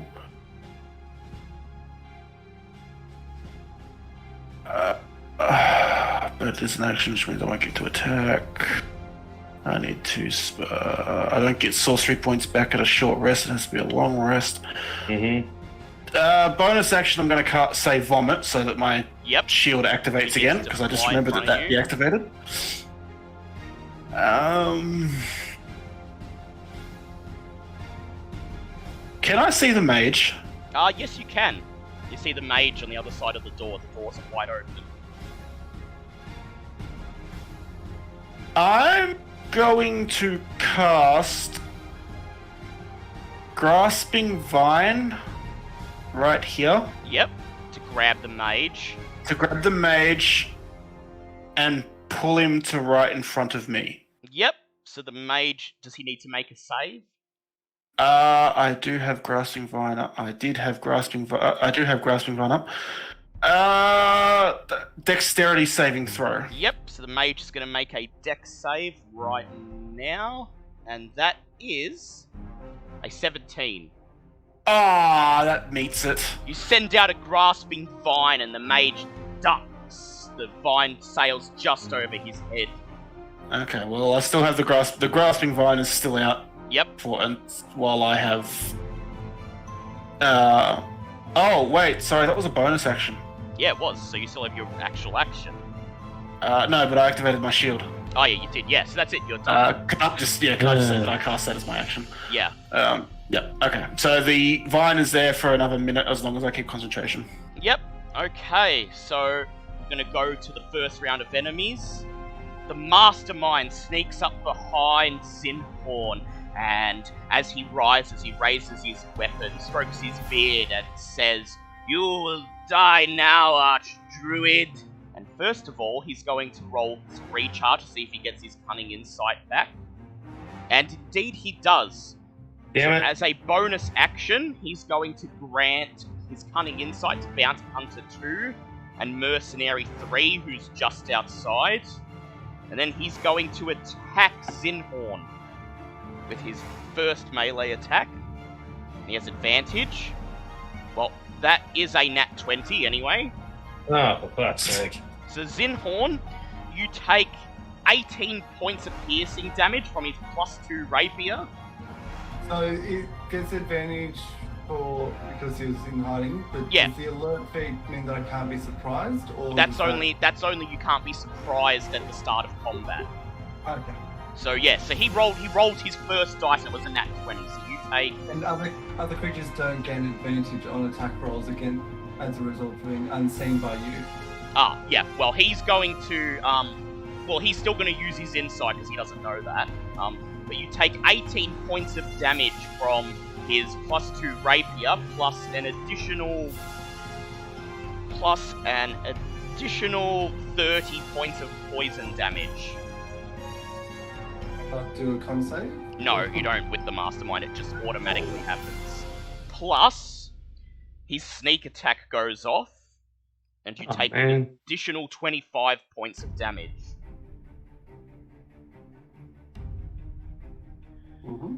Then Bounty Hunter 2 makes an attack on Zinhorn. Normally he'd have advantage, but he doesn't, so it's just normal. He attacks you with his hunting bolus, that is a 16. Your shield swerves in front of you and deflects the hunting bolus. Then Mercenary 3 bursts into the room, runs up to Zinhorn, and attacks with his sword. So he attacks with his spear twice. That is a 13 and a 13, so your shield blocks both of those. Then for his third, he's going to attempt to make a shield bash. That is a 22. Hits. Okay, so you take 8 points of bludgeoning damage, and you must make a strength save. Strength save. That is a 19 plus 3. 19. So he rams into you with his shield, knocking you off your feet, but you manage to straighten yourself up. You're not knocked prone. Okay. Mage number 1 casts... let's see... Mage number 1 casts Sleep on the wolves, putting them all to sleep.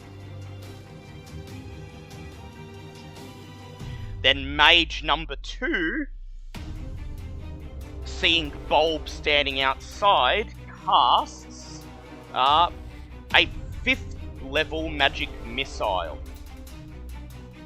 So that is Lovely. 8d4 plus 8. I want to say counterspell, but I know they both have counterspell active, so The magic missiles fly out into the street, buffeting Bulb for 33 points of damage. That's exactly my temporary hit points. okay, well, Bounty Hunter 1 is going to make attacks on Sir Lucian. Sir Lucian is restrained, so he goes with advantage. His first he does not hit. And his second he hits with a 25. Deals 10 points of damage to Sir Lucian. Mercenary 2 runs up to Bulb. Is going to make his attacks. His first spear attack is a 12. Your shield blocks it. The second is a 26, so it hits. You take 10 points of piercing damage.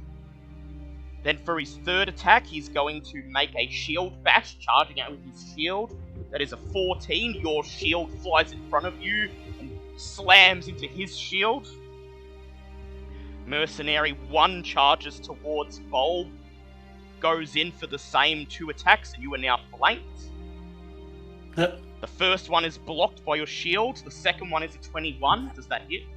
Yeah, that hits. Yep. So you take 9 points of piercing damage, and then he charges in for a shield bash with advantage, rolls 15 both times, and your shield intercepts, knocking him off his feet.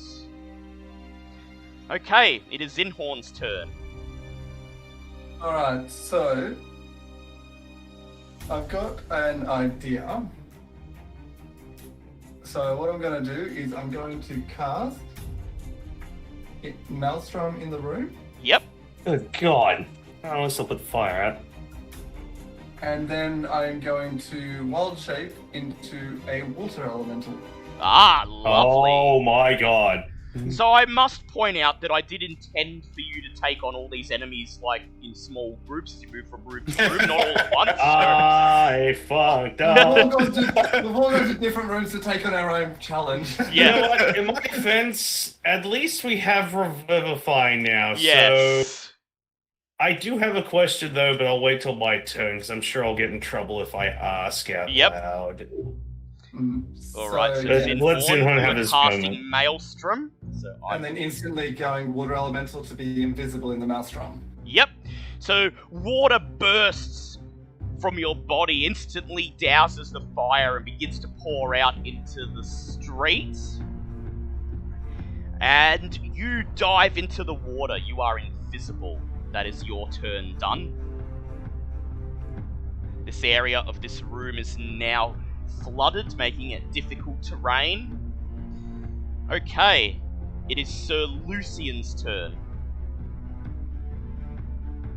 And Sir Lucian is going to attack the bounty hunter in front of him, letting loose with 3 blows once again. He's still restrained. And unfortunately, because he's restrained, all 3 of those blows miss. Couldn't he try to get himself out though, or? Yeah, he's now going to use a bonus act. He's now going to use the bonus action to try to break out. So what does he need to get out? He needs a DC 15 strength check. 11. He's unable to break out of the hunting bolus, and you just hear the bounty hunter laugh. That great Sir Lucian is feeble before me. There's still the 8-foot tall flesh golem standing right next to him, but don't worry about that guy. The bone Have your golem moment. in the basement continues pounding at the cellar door, banging, and it's still unable to get through. And you can hear it roaring. It is now Bobbit's turn. Now, how does Revivify work if a soul's been used to be animated? If the soul's Like, been used, if, for example, someone were to cast Animate Dead, could they still be brought back, or is that just not a thing? Yeah, that's the way to prolong it. Yeah, you can animate dead and then revivify after. Yes, you can do that. Does that include even if they come back as those lovely exploding zombies? I'm guessing that's Well, different. no, because that will destroy their bodies if they explode. God damn it. We then resurrect you thinking of animating some dead commoners.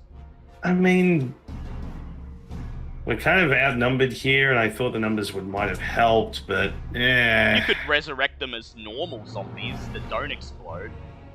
Yeah. I mean, you'll get a lot of them, at the very least. True. I might hold off on that one for half a second. In the meantime, though, I'm going to pop a Grady. I will pop a Grady healing potion, though, because I really... what greater was 2d4 plus 4? Yes, greater is 2d4 plus 4. It's 4, 2, so what's that? 4, 2 is 8. It's 12, whoop-de-doo. Well, I'm back to half my health, so that's lovely. Yep. And I will take my action to... How's Bulb doing with the mercenaries? In need of help? Oh, I have a plan. Okay, so the wolves are dead, correct? The wolves are Yeah, the wolves are dead because I put up grass. Okay, well, in that case... Yep, sorry. Bobbitt's going to activate her Grim Scythe and basically point to Mage 1 and start jogging over to him. Yep. So that's going to be 30 feet to get here. And that's it. You end your turn here on the edge of the map.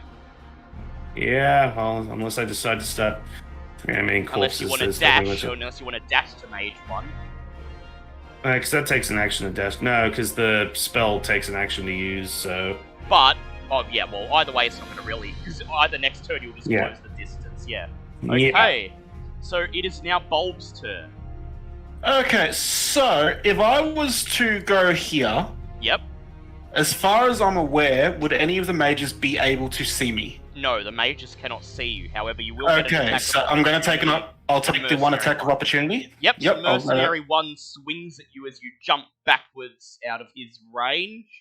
And he rolled a 15. Your shield swerves in between him and you and deflects the blow.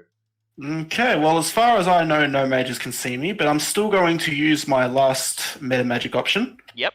To make sure that I don't say anything or have to use my hands. And I'm going to cast Polymorph on myself. Ooh, what are you going to polymorph into? A Mosasaurus. Oh, nice. Mosasaurus. Okay. Yeah, I'll let you find it. Yeah. I will put my temporary hit points to 233. Yeah, you will. We're making one hell of... We're making a terrible mess of this, and I love it. Oh, yeah, we are. There's no debating this. The street is putting fires out at the moment. The street is pretty much deserted by this point. Yeah, a couple we've of got like people this who are building's left. on fire. The one across the road has collapsed, but even though the street's pretty much empty, as a giant Mosasaurus appears in the middle of the street, the few people that are left just go, ah! Yeah, Bobbit again, it's just... I no, Thaumaturgy, I haven't turned that off. I probably should do that at some point. But yeah, here that's just... We have really screwed this up. This is going spectacularly bad. So, fun day! Now I am a gargantuan dinosaur. Oh, Yes. good. Yeah, mercenaries are like, Actually, we not even still large, got this. Yeah, just the two mercenaries standing there going, we still got this, right? Unfortunately, I don't have any turns left. Yep. But Okay, I'm ready. it is the enemy's turn. So mage number 2 sees Bobbit running up through the window and is going to cast Ice Storm. 20-foot radius, 40-foot high cylinder. So Bobbit, I would like you to please make a dex save.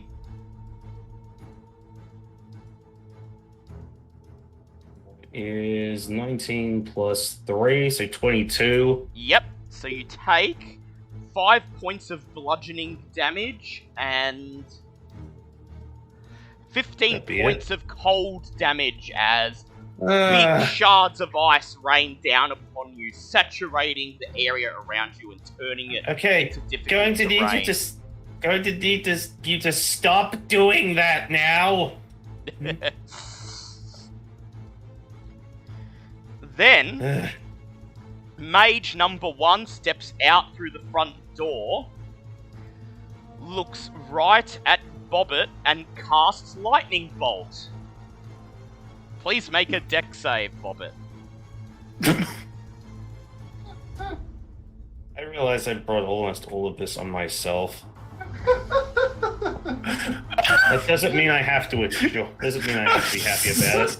I'm sorry, but just the fact that there's an armored tank at the back with a flesh golem. There's now a fucking giant dinosaur.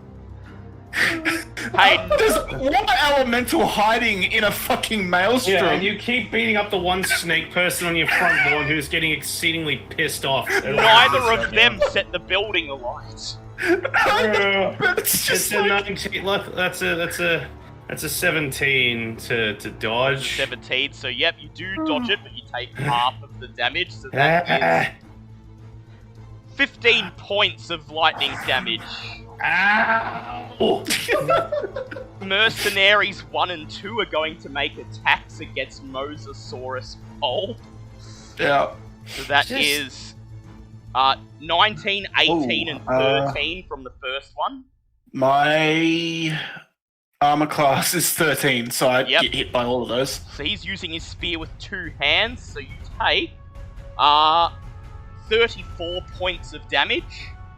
And then the second mercenary goes in using his spear with 2 hands, gets a 26, a 14, and a nat 20.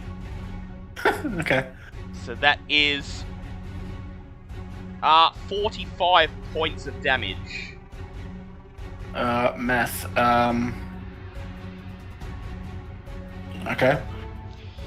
Yep. Out in the back, Bounty Hunter 1 takes an attack with advantage against Sir Lucian, who's still restrained. And it looks like he still misses, because even though Sir Lucian's restrained, he cannot pierce Sir Lucian's armor. Upstairs, the Mastermind, the Bounty Hunter, and the Mercenary can't actually see Elemental Zinhorn.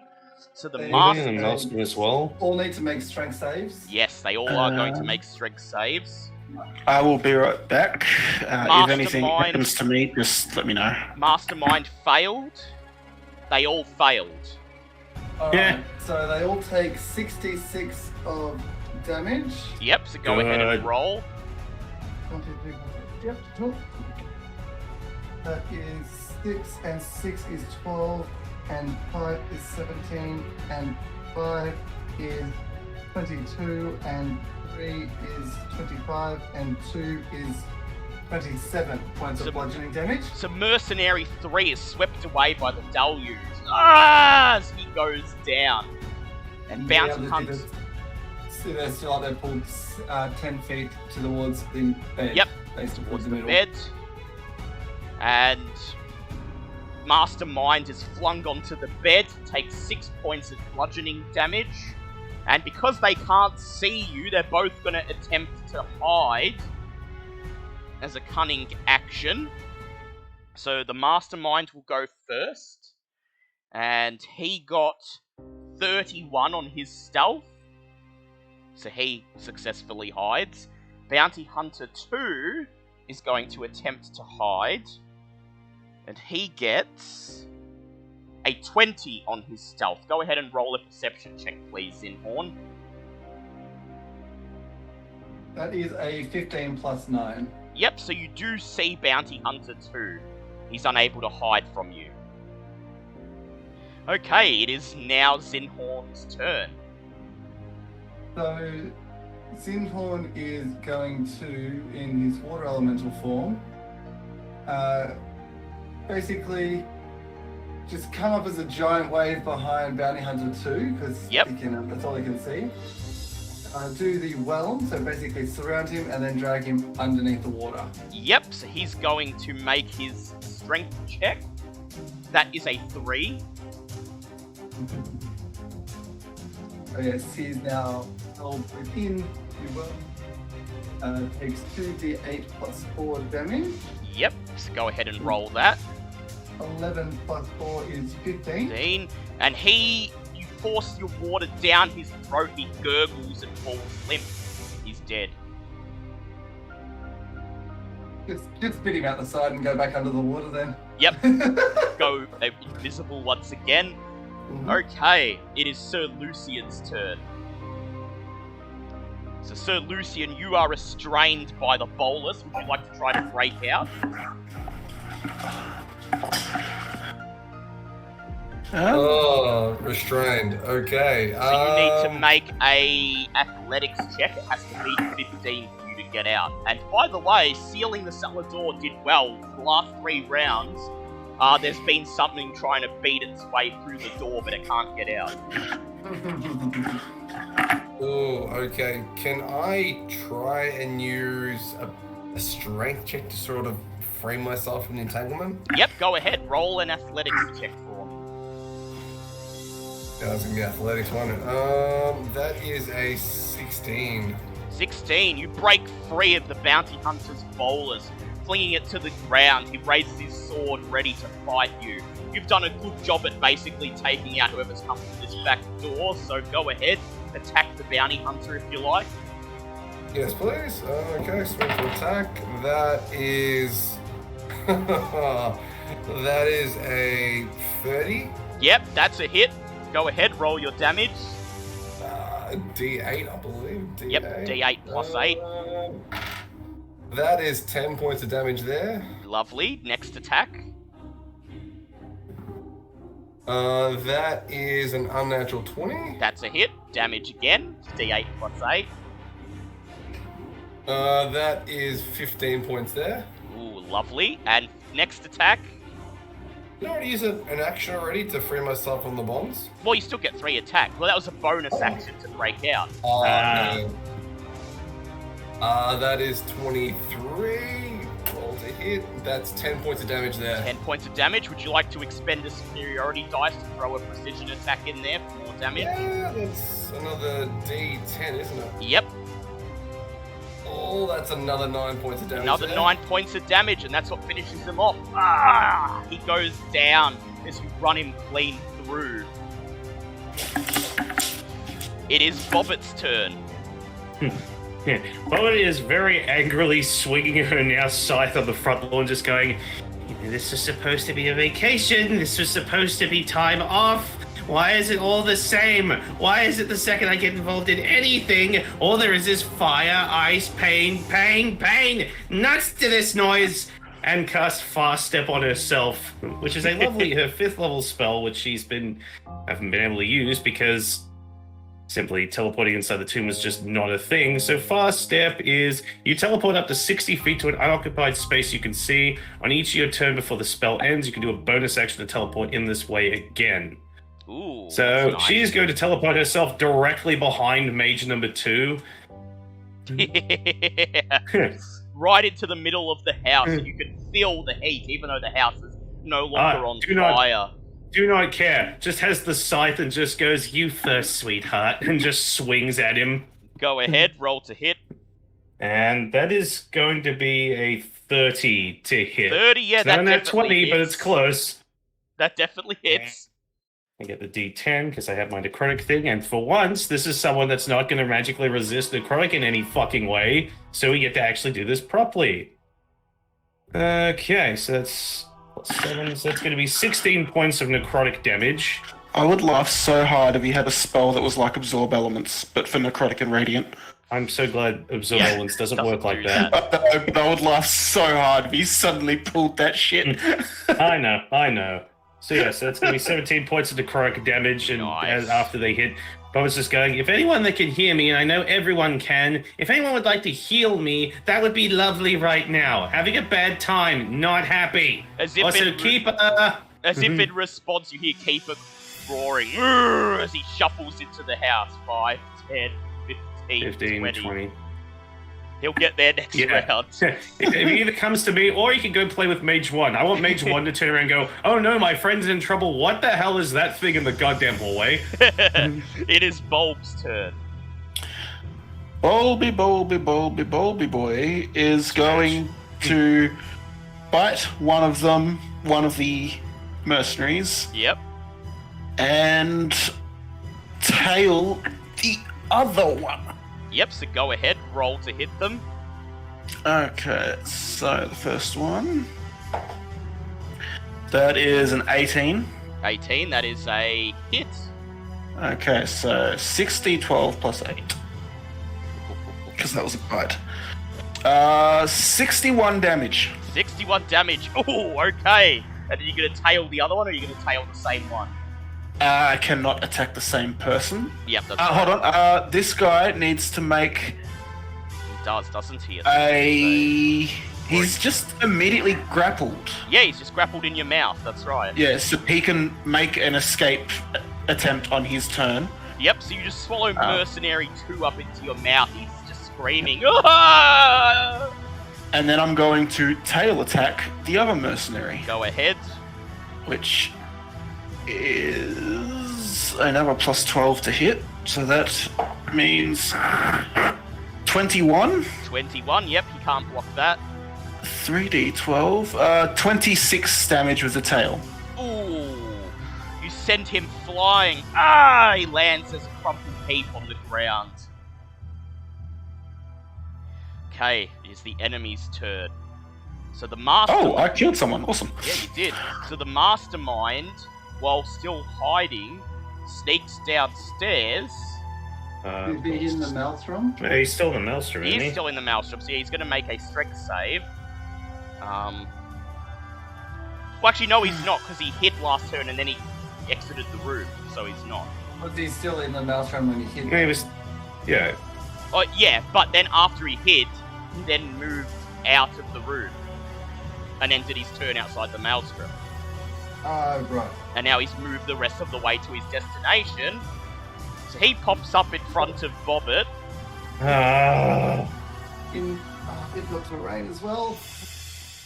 Yeah, he had just enough movement to get out of the room, and then 30 feet was just enough to get to Bobbit. Otherwise, if he was exactly one tile higher than he was, he wouldn't have been able to get to Bobbit this turn. But Of course. he's going to attack with advantage with his +2 rapier. So that is a 24 and a 23, so that hits you. Uh-huh. You take 14 points of piercing damage plus... Oh, well, you're immune to poison, so nothing. So Yep. just the 14 points of piercing damage plus his sneak attack. That heal... well, never mind then. Yeah, plus the sneak attack of 26 Yeah. damage. Yeah, don't worry about that. That's me down. Oh, okay, make a death save. Once again, I got my scythe going finally, and then immediately lose it again. That's a nat 20. Okay, so 2 death saves Hey, cool. passed. And because of my Among the Dead, among Defy Death, I Yeah. immediately get health back for saving on a Yeah, so you're back up. death throw. You're Yeah, but I back- lost my thing, and now I'm just really annoyed. You could do it again. Yeah, obviously but that that's takes an spell. action. That's my turn gone. And then he's going to roll to recharge his cunning insight and fails. So imagine he like strikes me down, goes hooray, and then like the Undertaker just sits straight back up and looks at him. So mage Good. number 1 is going to cast a 5th level magic missile at the Mosasaurus in front of him. That is 29 points of force damage. Mage number 2 turns towards Bobbit and is going to just cast Firebolt. So he's going to roll to hit. That is an 11. Despite being Yeah.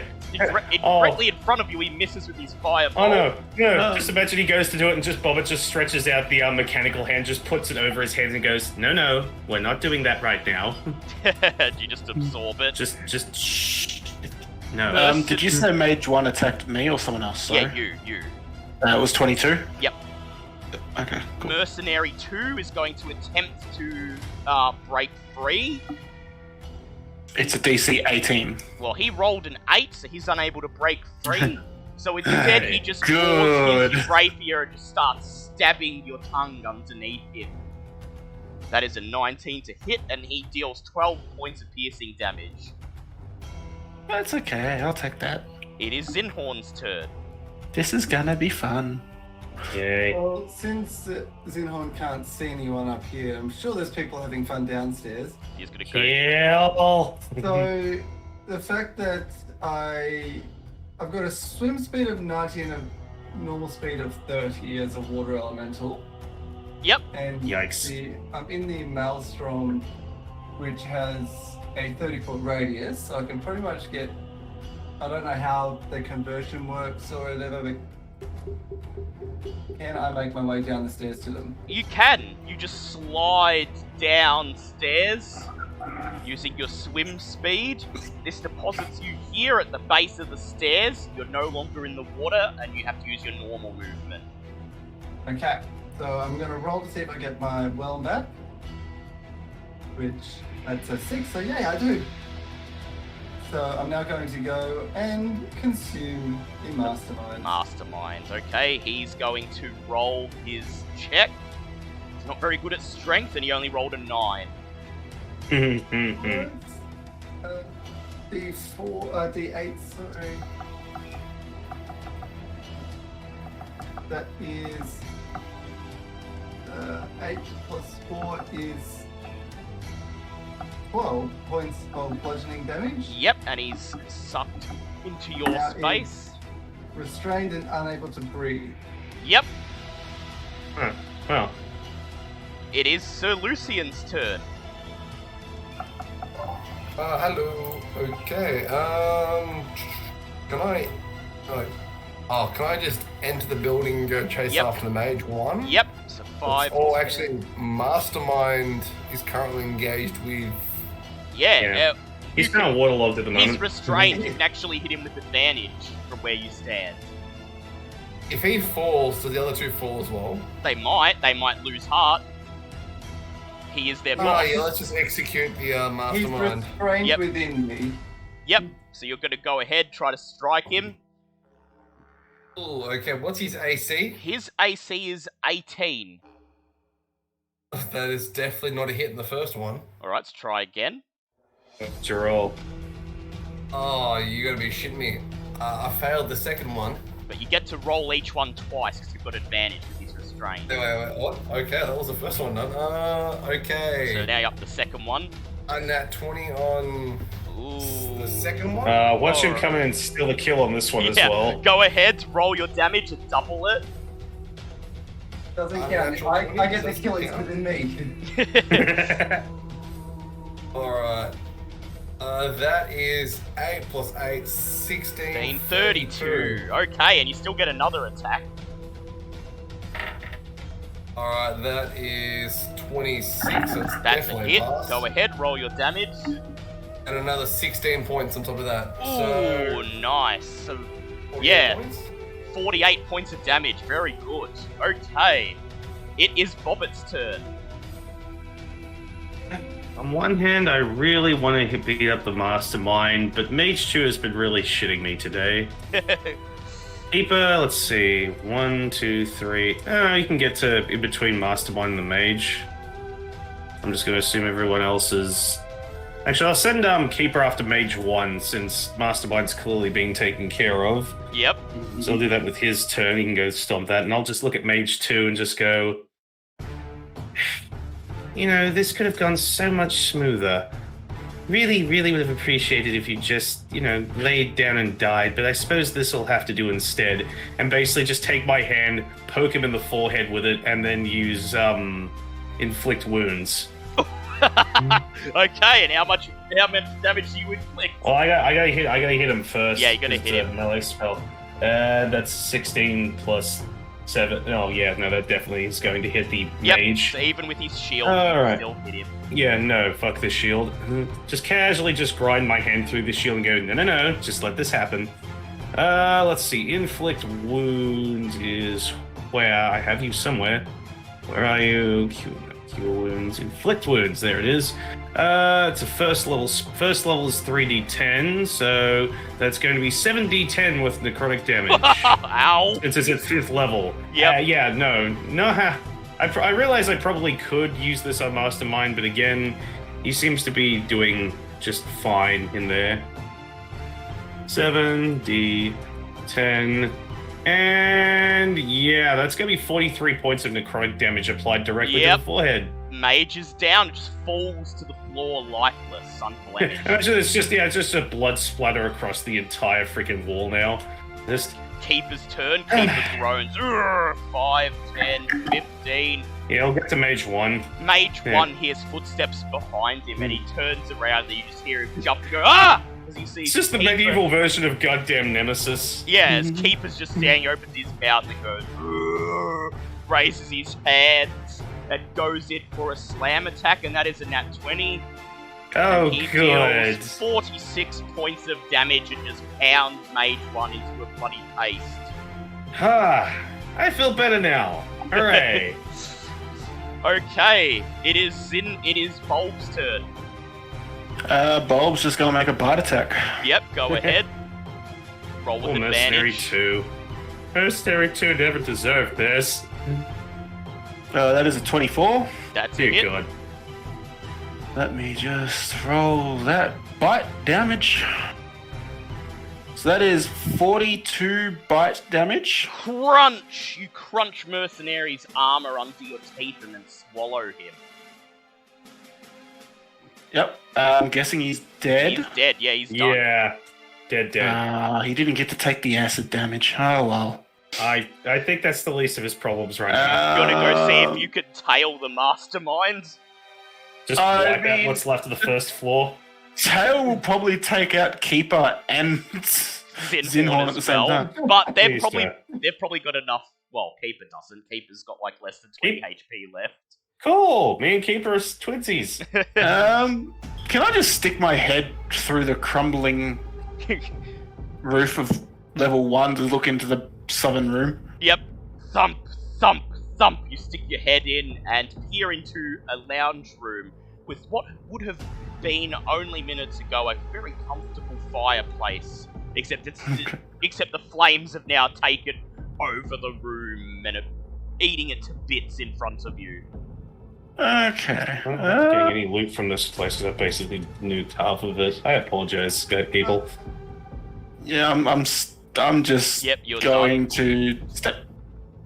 Actually, I've got 10 feet reach, so I'm just going to stay there and just keep an eye out. Yep, it is the Mastermind's turn. He's going to attempt to... First, he can't breathe, so he's going to make a con save. He passes, so he's holding his breath. He's now going to attempt to break free. He can't. That's a 5. I was going to say, even if he did, where's he going to go at this point? Yeah. So instead, he's just going to attack with his +2 rapier twice to try and hit Zinhorn. The first is a 26. So Zinhorn, you take 7 points of piercing damage plus 5 points of poison damage. And then on his second attack, that's a 22. So you take... elementals immune to poison. So you just take the 7 points. So on the second one, you take 13 points of piercing damage. And that's it. His turn is done. It is now Zinhorn's turn. Well, he starts off by taking 2d8, which is 12 plus 4 is 16 points of bludgeoning damage. Yep. If there was another thing, I would be able to pull them in as well, but if there isn't. So, just going to go for a wander. I'll take more bubble, but I just control him at the moment. Just hit him with this. He's going to come around. Slam attack. Yep. Around over here. Yep. Just Somewhere. gonna bring him with you, close to Yeah, Bobbit. Just go for a walk. Yep. Dragging him with you. Can I slam him toward me? Do you have? You can slam him even though he's with you, inside you. It doesn't say you can't. So you can hit him with a slam attack. Cool. Alrighty then. You just see the water elemental's body start just bouncing up and down and just whacking him on the ground. You're just shaking him. Thump, thump, thump. Just turn into a giant bubble, just bounce around. That is, the first one is a 17 plus 7. Yeah, that hits him. Deal the damage. Another 2d8 plus 4 is 8 and 6 is 14 plus 4 is 18. 18. And then there is a 7 plus 7 is a 14. 14. Ooh, he's nearly down, and it is Sir Lucian's turn. Of course it is. Alright, Things are hit. yeah, just gonna have to attack the mastermind now, aren't we? Yep, go ahead. Roll to hit him. Yeah. Charge into the room. That's 24 points. That's a hit. Yeah, that's a pass. Roll the Okay, damage. he's hitting on 13 points of damage first hit. 13 points of damage. Yep, go in for your next one. Alright, second one's 27, definitely. That's a hit. Roll your damage.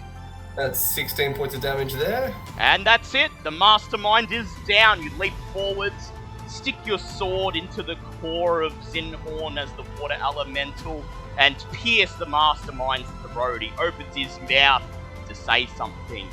The words never come out. Combat is over. And I just spit him out in front of Bobbit. You have only a few seconds to scramble up whatever loot is around you before the building collapses. I apologize for nothing. That is, the loot is what the mastermind has on his person, and that's it. As you rush out into the street just in time to see the building collapse to rubble behind you, filling the street with smoke and dust. The street... Lucky there's a mouth drum on the top floor. Yeah, at least there was Ooh. that. The The mouth drum, debris... as it collapses down, all the water... Yeah, as it collapses down, all the water tumbles down into the street, clearing away the dust, picking up the multitudes of dead bodies that lie floating in the street and carrying them away. Yeah, we Can got I- that. As the mosasaurus just like sift, like use my head to sift through looking for like a safe or something? Yes, you may.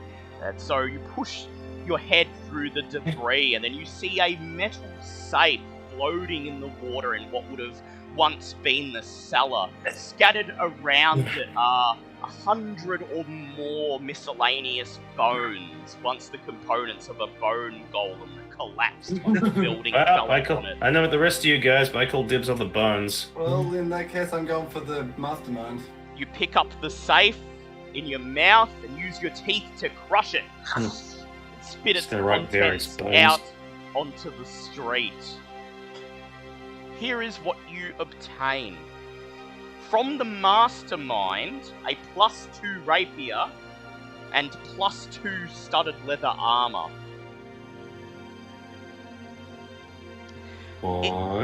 Inside the safe is a large bag overflowing with gems and gold coins. Altogether, about 2,000 GP worth of wealth in the safe. Additionally, drenched, falling apart from the water, is a thick, rolled-up piece of parchment. Who would like to take that and unfurl it? I'm gonna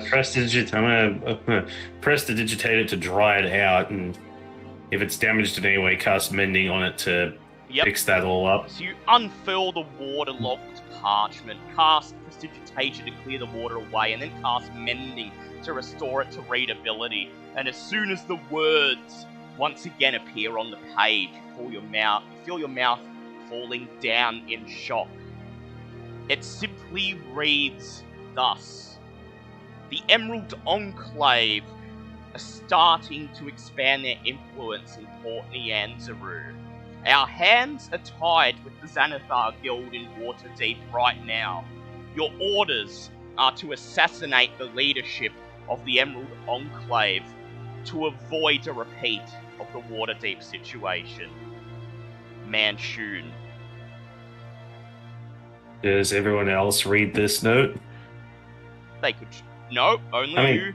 Only you. I figured everyone's surrounding me as I unfurl that. Well, so. I suppose, yeah. So yeah, everyone else sees the words on the parchment. They just see your mouth fall open with shock as you read the words. It's not even like shock. It's more just annoyance than anything else. But yes, either way, it's definitely a noticeable reaction. Plus, the fact that none of them know the actual situation in Waterdeep. So take that as you may, people. Unbeknownst to the rest of the party members, the Zentarum here were assembled in response to Bobbitt's downtime activity, starting a gang war between the Zentarum and the Xanathar Guild. Oh my god, Bobbit! And I was going to say, I was waiting for people to ask me about it before we got into that, but yeah, just pull that thread already. Jeez. Does anyone want to ask about it? I mean, technically Dinosaur can't because he's still a freaking dinosaur, but everyone else sees the words Waterdeep situation. Yeah.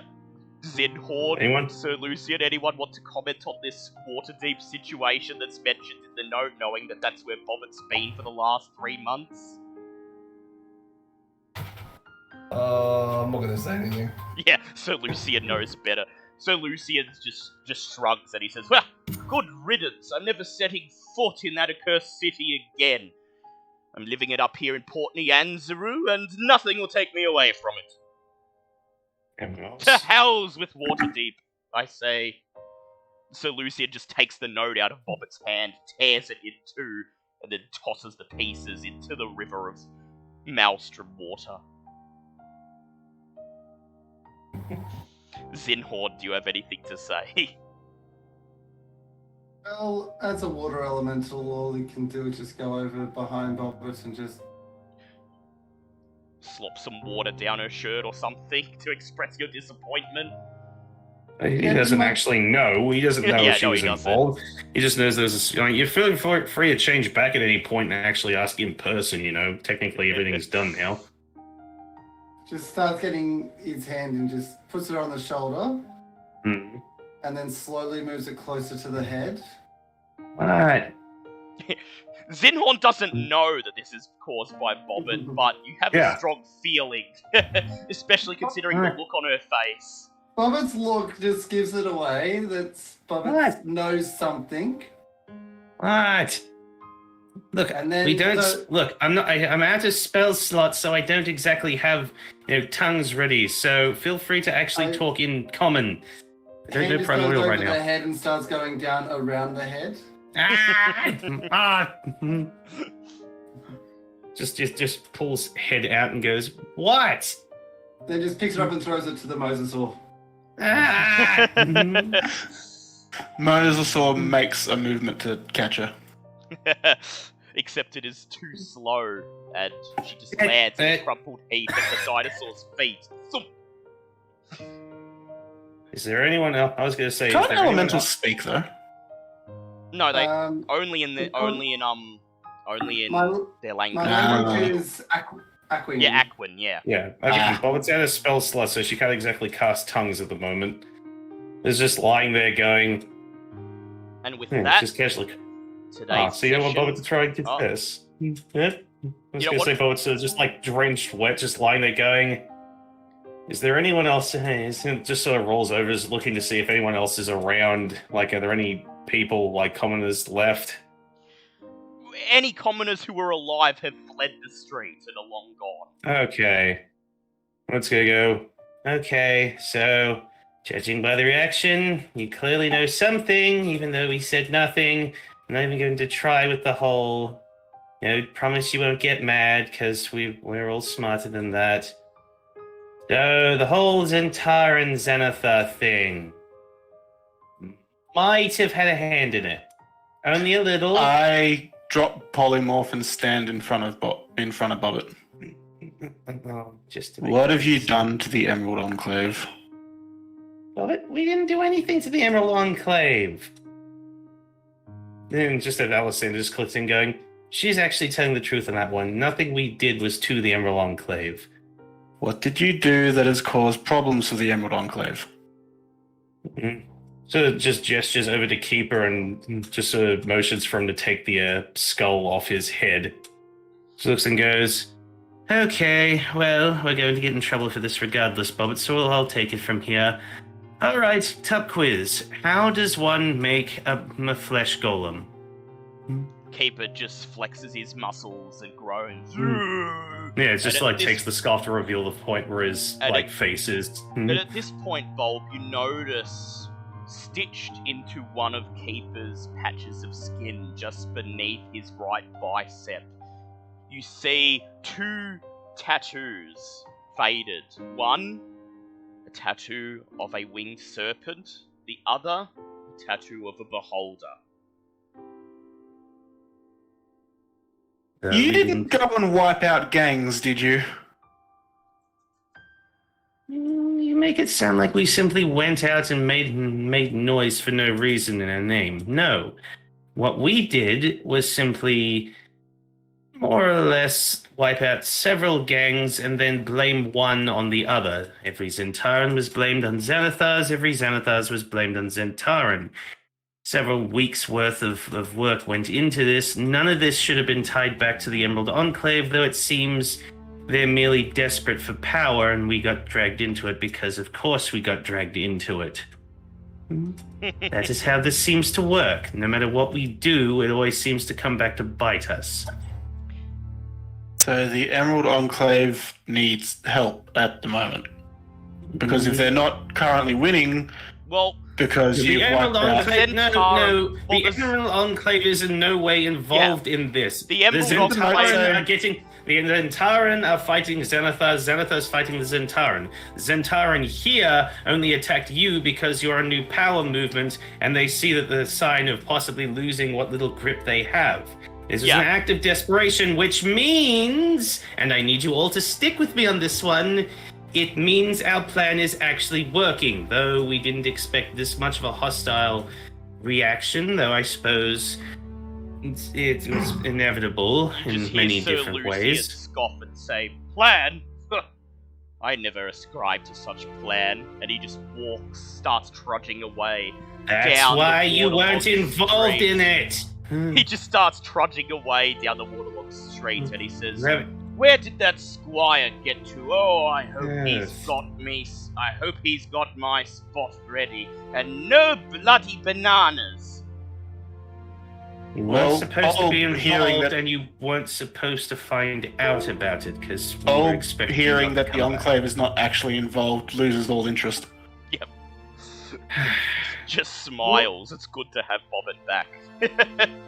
Oh no, this isn't Bob. This is Alessandro. Bobbitt's Yeah. still having issues with the idea of even talking to Bob at the moment. Going, so it just tilts the head back over at Zinhorn, who's still obviously in the wolf form. Going, does this provide an adequate explanation to everything? Zinhon just points up towards the building. Like a...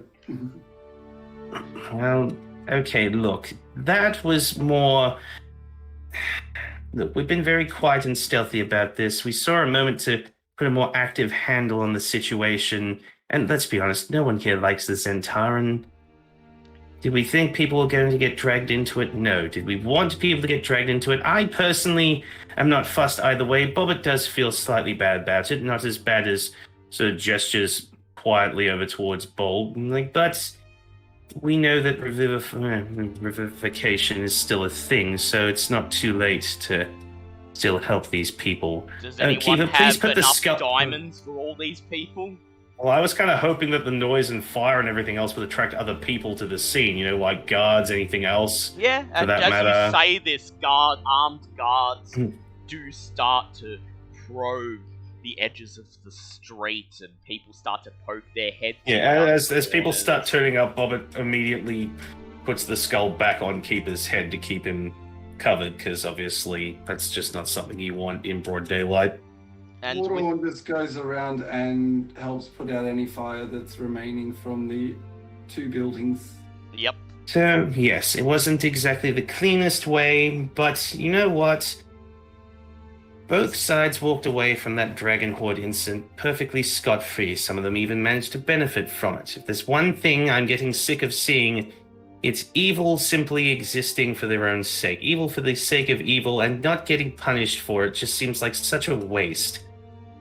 It'd be nice if we weren't constantly on the receiving end of the comeuppance, but it is what and it as is. the guards begin to close in, trudging through the water, as the shell-shocked people begin to gather, staring at Zinhorn dousing the flames, as other guards begin to fish the waterlogged corpses out from the impromptu river running through the street.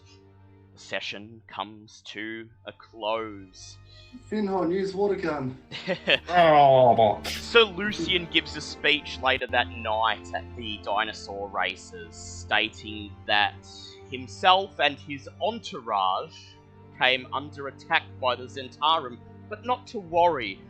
He and his faithful companions sprung into action and rid Port Nianzaru of this terrible threat, neglecting to mention that it was Bobbin who set the entire series of events into motion. The total number of casualties amounts to 12 commoners. Unfortunately, by the time they are fished out of the water, 10 minutes have passed, and none of them are resurrected. of course. Great, more guilt. Thus concludes our special session, our downtime between two arcs of the campaign. Next session, we will begin the first episode of our final arc, the Lost City of Mezro, as there is still that guest at Wakanga's Manor who you must desperately speak to. What tidings does he bring, and what terrible evil is at play that you'll soon be forced to confront? Bobbit, I'd like you to change your alignment from lawful evil to neutral evil, please. Fair cup.